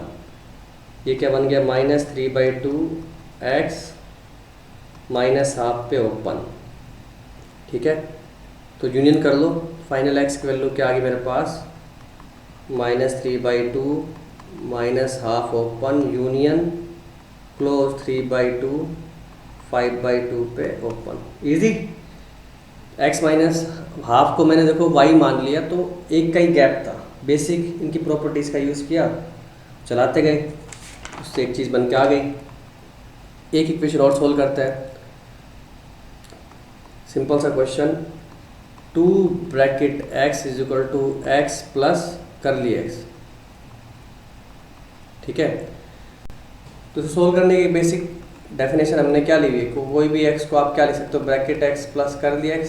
सारे रियल नंबर क्या होते हैं, integer part plus fractional part. तो उसी चीज़ को यहाँ ट्रांसफ़र कर रहा हूँ। तो ब्रैकेट x प्लस करली x, ये क्या बन जाएगा, थोड़ा इधर उधर करके वैल्यूज़ 2 टाइम्स करली x। अब आप देखो कि ये एक इंटीजर है, तो ये 0 से 1 के बीच की क्वांटिटी है। ठीक है, तो ये क्वांटिटी क्या हो सकती है, या तो ये 0 हो सकती है या हाफ हो सकती है, क्योंकि आपको पूरा इंटीजर बनाना है इसको। ठीक है ना। और स्पष्ट रूप से देखना चाहो तो करली x एक बाउंडेड फंक्शन है, रेंज उसकी 0 से 1 के बीच में ना, तो करली x की फॉर्म में एक्सप्रेस कर लो। तो ब्रैकेट x/2 क्या हो गया आपका, 0 से 1 के बीच में। सो ब्रैकेट एक्स क्या हो गया, 0 से 2 के बीच में, 2 पे ओपन है, तो ब्रैकेट एक्स की वैल्यू इस हिसाब से 0 हो सकती है और 1 हो सकती है। अकॉर्डिंगली फिर करली एक्स की वैल्यू क्या हो जाएगी, 0 हो सकती है या फिर हाफ हो सकती है। तो हमारा एक्स क्या होता है, ब्रैकेट एक्स प्लस करली एक्स, तो एक्स की वैल्यू होगी 0 और 1 प्लस हाफ 3/2। तो ये दो वैल्यूज आ सकती हैं एक्स की। ये जी आराम से सोल्व कर दिया। एक और आसान सवाल लेते हैं। आपको 3 इक्वेशन दी हुई है एक्स वाई जेड में, कैसे, x plus bracket y plus curly z, ये ब्रैकेट और करली अपने वही स्टैंडर्ड फंक्शन, ग्रेटेस्ट इंटीजर और fractional part 3.1, and curly x plus y plus bracket z is equal to दिया हुआ 4.3, एंड ब्रैकेट एक्स वही करली और ब्रैकेट की कॉम्बिनेशन है, करली वाई प्लस जेड, ये दी हुई आपको वैल्यू 5.4। ओके, आपको x y z find out करना है रियल नंबर्स में क्या हो सकता है। अब देखो अगर मैं इन तीनों इक्वेशन को ऐड कर दूं तो करली एक्स प्लस ब्रैकेट एक्स हो जाएगा प्लस एक्स 2x हो जाएगा। सेम सिचुएशन बाकी जगह भी दिखाई दे रही होगी आपको ना, ब्रैकेट प्लस करली वाई वापस y, bracket plus curly z वापस जेड, तो तीनों को ऐड कहते हो गए 2 times x plus y plus z is equal to हो गए 5 4 9 3 12 12.8। तो मैं बोल सकता हूँ कि x plus y plus z का वैल्यू हो गया 6.4। ठीक है, अब मैं अगर फर्स्ट इक्वेशन में से इसको सब्ट्रैक्ट कर दूँ 1 2 3, ये होगी मेरी फोर्थ इक्वेशन। सो मैं 4 माइनस 1 कर रहा हूँ। ओके, तो x x cancel, y minus bracket x क्या होगा, करली y, एंड z माइनस करली z क्या हो गया, ब्रैकेट z। ठीक है, इस चीज़ को ध्यान रखो, सब्ट्रैक्ट करते टाइम क्लियर लगेगा। 4.3 माइनस 3.1 हो गया मेरे पास 1.2, 6.4 में सब्ट्रैक्ट कर देना, तो ये हो गया 3.2 3.3। ओके, तो 3.3 का देखो करली पार्ट इंटीजर पार्ट, तो यहाँ साफ दिखाई दे रहा है कि ब्रैकेट जेड की वैल्यू तो आपको 3 लेनी है और करली वाई की वैल्यू आपको 0.3 लेनी है। ठीक है, सेम यही चीज़ मैं करने वाला हूँ 4 माइनस 2, तो y कैंसिल हो जाएगा।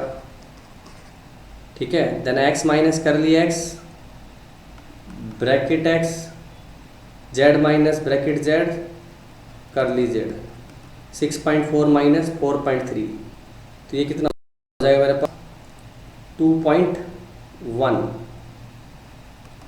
तो मैं डायरेक्टली बोल सकता हूँ ब्रैकेट x 2 हो गया, करली z 0.1।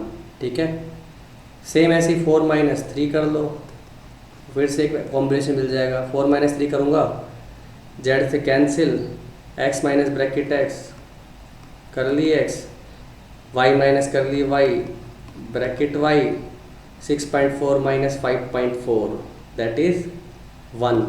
तो साफ दिखाई दे रहा है कि करली x 0 है, ब्रैकेट y 1। तो सबके ब्रैकेट और करली पता लग गया ना आपको, तो y x क्या हो गया, ब्रैकेट x प्लस करली x 2 प्लस 0 2, y हो गया ब्रैकेट y प्लस करली y 1 प्लस 0.3 1.3, और z का वैल्यू हो गया ब्रैकेट y प्लस करली y 3 प्लस 0.1 3.1। ओके, इस तरह से आप एक्स वाई जेड की वैल्यू निकाल सकते हो।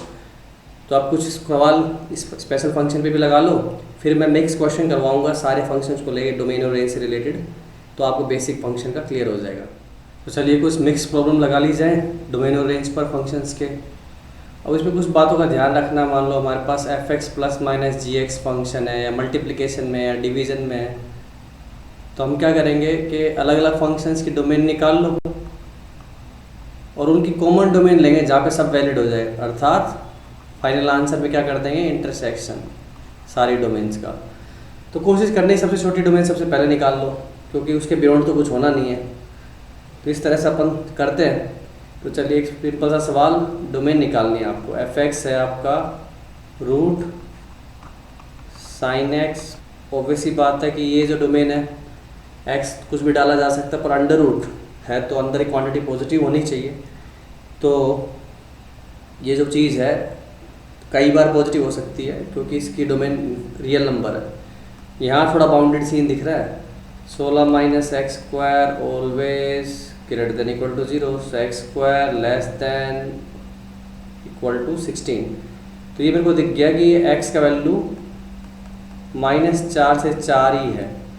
तो -4 से 4 के इंटरवल पता कर लेता हूँ साइन कब पॉजिटिव है, तो उसके लिए साइन का ग्राफ बना लिया जाए -4 से 4 के अंदर। तो साइन का ग्राफ देखो बना रहा हूँ मैं, देखना ये हो गया सीन ऐसा।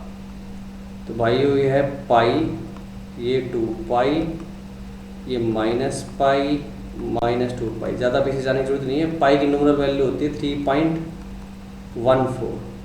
तो ये 3.14 है, तो ऑब्वियस सी बात है कि 4 कहीं बीच में ही है। और ये -3.14 है, तो ऑब्वियस सी बात है -4 कहीं बीच में है। तो पॉजिटिव पार्ट का मतलब जहाँ पे साइन की कर्व एक्स एक्सिस के ऊपर है, तो वो मेरे को दिखाई दे रही है ये वाला हिस्सा और ये वाला हिस्सा। उसके बाद तो नीचे चले जाओगे तो डोमेन पकड़ी जा सकती है कि x belongs to -4 to -pi, ठीक है, close union 0 to pi, that will be your domain. Easy. तो -4 से 4 देख लिया, उसमें देख लो कि साइन का ग्राफ किधर पॉजिटिव है, प्लॉट करिए पता लग जाएगा। आसान सवाल। चलिए आगे बढ़ते हैं। एफ एक्स है अपना cos inverse 2 minus mod x divided by 4 plus 1 upon ln 3 minus x. Okay, तो निकालने डोमेन अपने को। तो देखो कोस इनवर्स के अंदर का समान हमेशा क्या होता है, -1 से 1 के बीच में। और ये जो है ये पूरी चीज़ 0 नहीं होनी चाहिए। दूसरी बात, लोग के अंदर की चीज़ हमेशा ग्रेटर देन 0 होती है, पर ये पूरी चीज़ 0 नहीं होनी चाहिए। तो लोग का आंसर कब आता है 0 कब आता है, जब अंदर का इनपुट इक्वल टू 1 हो। तो वो नहीं करना आपको। तो इन कुछ बातों का आप पहले डिफाइन कर लो कि पीस बाई पीस निकालते जाओ, फाइनल इंटरसेक्शन ले लेना है। तो डोमेन निकालना सबसे आसान काम है पूरी कैलकुलस में, और बिना उसके निकाले फंक्शन का एनालिसिस पॉसिबल नहीं है। तो डोमेन निकालना सबको आना चाहिए। मल्टीप्लाई कर सकता हूँ, पॉजिटिव क्वांटिटी है 4, कोई बुराई नहीं है। 2 का एडजस्ट किया -6 माइनस मोड 2 हो गया, माइनस को भी एडजस्ट कर दो तो 6 इनइक्वालिटी के साइन फ्लिप हो गए। मोड एक्स ग्रेटर देन -2, इसको तो भूल जाओ कि मोड हमेशा -2 से तो बड़ा होगा। 6 से नीचे रखना है, तो यहाँ से x की वैल्यू आ गई मेरे पास -6 to 6। यहाँ पे आ जाओ, 3 minus x always greater than 0, then x must be less than 3। Okay, other than that 1 नहीं होनी चाहिए वैल्यू, तो x की वैल्यू 2 नहीं करोगे आप, नहीं तो बॉटम 0 हो जाएगी। अब रख दो इनको, इंटरसेक्शन ले लो। एक भाई साहब कह रहे हैं कि -6 से 6 ले सकते हो आप, दूसरे बोल रहे हैं कि 3 के तो पीछे ही रहना है और बीच में 2 को नहीं पिक करना है। तो इंटरसेक्शन दिख रहा है आपको, तो x बिलोंग्स टू क्या आ गया भैया, -6 से 3 पे ओपन, -2 नहीं लेना अपने को, ठीक है। तो ये हो गया अपने इसकी डोमेन, ठीक है। एक और इजी एग्जांपल लेते हैं। स्क्वायर रूट के अंदर लोग बेस x अंदर है cos 2 पाई x। ओके, अब देखो अंडर रूट के अंदर की क्वांटिटी क्या होनी चाहिए, ग्रेटर देन इक्वल टू 0। आपको पता है कि लोग का आंसर पॉजिटिव कब होता है, जब बेस और नंबर दोनों यूनिटी के सेम साइड हो। अब कोस का वैल्यू तो 1 से ऊपर जाने वैसे रहा, इसका मतलब मेरे को ये तो पता है कि ये वैल्यू 1 से छोटी है, तो बेस भी 1 से छोटा होना चाहिए। तो ले दे के बाद निकल के आती है कि x की वैल्यू जो है वो 0 से 1 के बीच में है। 0 कर नहीं सकता, 1 भी नहीं कर सकता, तो ओपन है। और जब x की वैल्यू 0 से 1 है तो cos 2 पाई x का ग्राफ बना दो। आसान है 2 पाई x का ग्राफ बनाना, क्योंकि जब x की वैल्यू 0 से 1 है तो अंदर का समान 0 से 2 पाई ही जा रहा है, तो 0 से 2 पाई में cos का ग्राफ बना दो, बस वैल्यू थोड़ी सी शिफ्ट करनी है। ये हो गया। 2 पाई कब बन रहा भैया? 1 पे, 0 पे 0 है, और ये वैल्यू अपनी कब आती? पाई/2, तो मतलब x का वैल्यू कितना हो गया अपने पास? 1/4, ये 3/4। तो ये वैल्यू पॉजिटिव डालनी ना लोग के हिसाब से, 0 तो कर नहीं सकते, तो x का आंसर कितना हो गया? 0 पे ओपन, 1/4 पे ओपन, यूनियन 3/4 पे ओपन, 1 पे भी ओपन। तो ये होगी मेरी फाइनल डोमेन। तो लोग अंडर रूट के अंदर ही quantity greater than equal to 0 रखनी थी, ठीक है। और वो कब होता? लोग के अंदर बेस और वैल्यू दोनों यूनिटी के सेम साइड हो। अब कोस तो यूनिटी के नीचे ही रहता है, तो एक्स को भी यूनिटी के नीचे रखना पड़ेगा, और ऑब्वियस ही बात है नेगेटिव नहीं कर सकते एक्स को, बेस में है, तो एक्स के वैल्यू 0 से 1 के बीच में। कोस का ग्राफ बना के देख लो वो कहाँ पॉजिटिव है, ठीक है ना। लोग का इनपुट विद पॉजिटिव रखना होता है। तो इन सारे पॉइंट्स को आप कलेक्ट कर लो, एक एक करके प्लॉट करते जाओ, तो फाइनल इंटरसेक्शन ले लेना, आसान सी बात है। और दूसरी बात, हमारा जो x की वैल्यू, अब ये गए अंदर का वैल्यू 0 तो बना ही सकते हो ना, तो 0 मतलब ये वैल्यू अगर अपने 2 पाई का इंटीग्रल मल्टीपल रहे तो ये पूरी चीज़ 1 रहेगी। अब x कोई और बड़ा इंटीजर भी हो जाए तो भी कोई दिक्कत नहीं, क्योंकि log 1 की वैल्यू 0 ही होती है, और अंडर रूट के अंदर 0 तो बना ही सकता हूँ। तो इसका मतलब सारे इंटीजर 2, 3, 4, 5 सब ले सकते हो आगे। ये चीज़ और शामिल करनी थी, तो अपना काम हो जाएगा।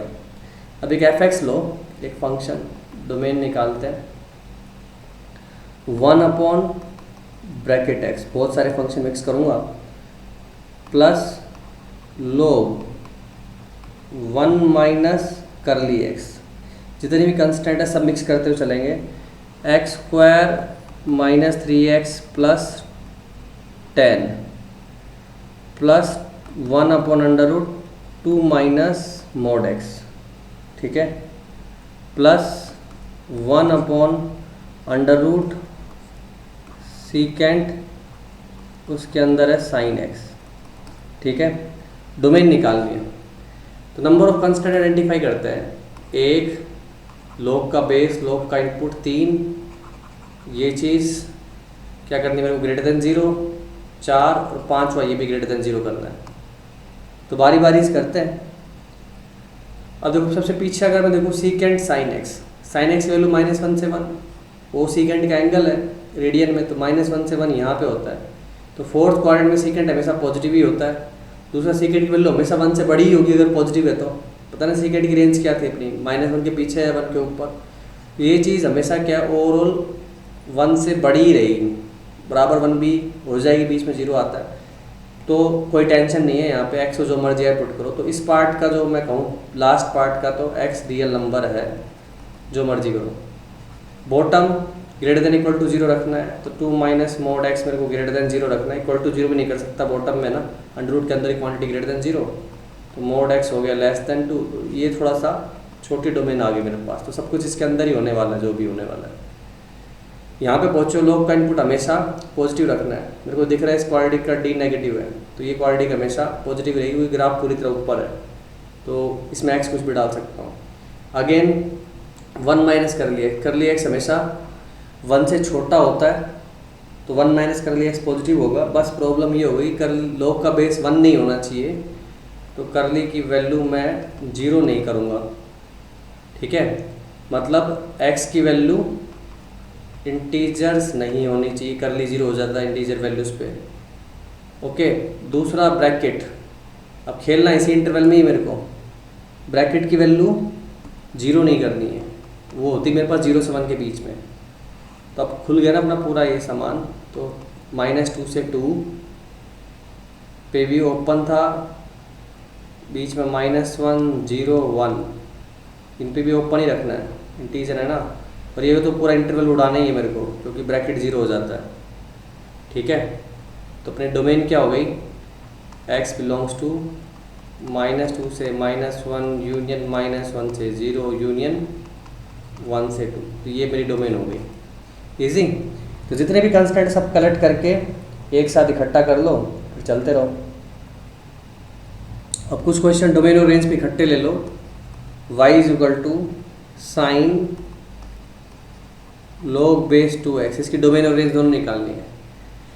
तब तो देखो log का पंडा देखो पहले तो, ये चीज़ क्या है अपनी, x बिलोंग्स टू 0 से इन्फिनिटी। log के अंदर नेगेटिव नंबर नहीं डाल सकते। अब log के अंदर जब तुम 0 से इन्फिनिटी पूरा फेंक रहे हो तो log का ग्राफ तो पूरा बन ही जाएगा, मतलब log की रेंज तो पूरी बिलोंग्स टू रियल नंबर आ ही जाएगी, -∞ प्लस इन्फिनिटी। अब साइन के अंदर सब कुछ जा रहा है, तो साइन का फाइनल आंसर किधर रहेगा, -1 से 1। तो डोमेन तो होगी अपनी 0 से इन्फिनिटी, रेंज होगी -1 से 1। कोई प्रॉब्लम नहीं है ना, साइन को सारी रियल वैल्यूज मिल रही है, तो कोई लोड नहीं है। एक और simple function y is equal to fx is equal to 3x plus mod x divided by x। तो डिफाइन कर देते ना, मोड हटा लेते फिर पता लग जाएगा।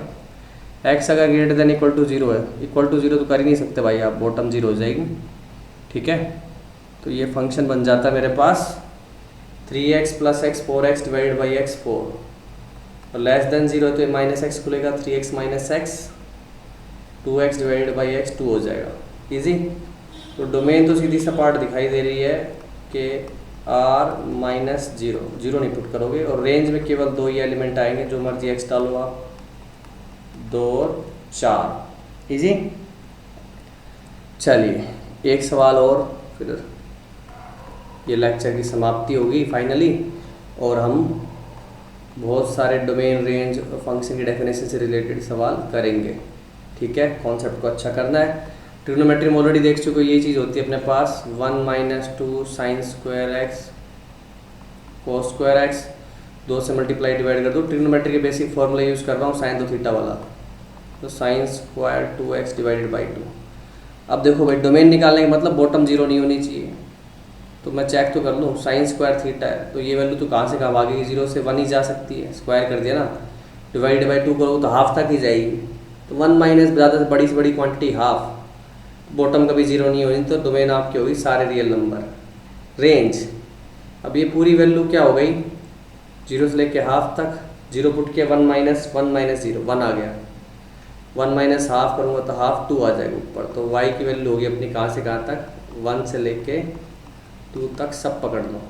ठीक है, पुट करके देख लो 0 से 1 साइन स्क्वायर की वैल्यू, 0 पुट किया तो क्या आ रहा आंसर, 1 आ रहा है। 2 पुट, हाफ पुट किया, 1 पुट किया तो हाफ हो गया, 1 माइनस हाफ 2 ऊपर जाएगा पलट के, तो 1 से 2 आ जाएगा।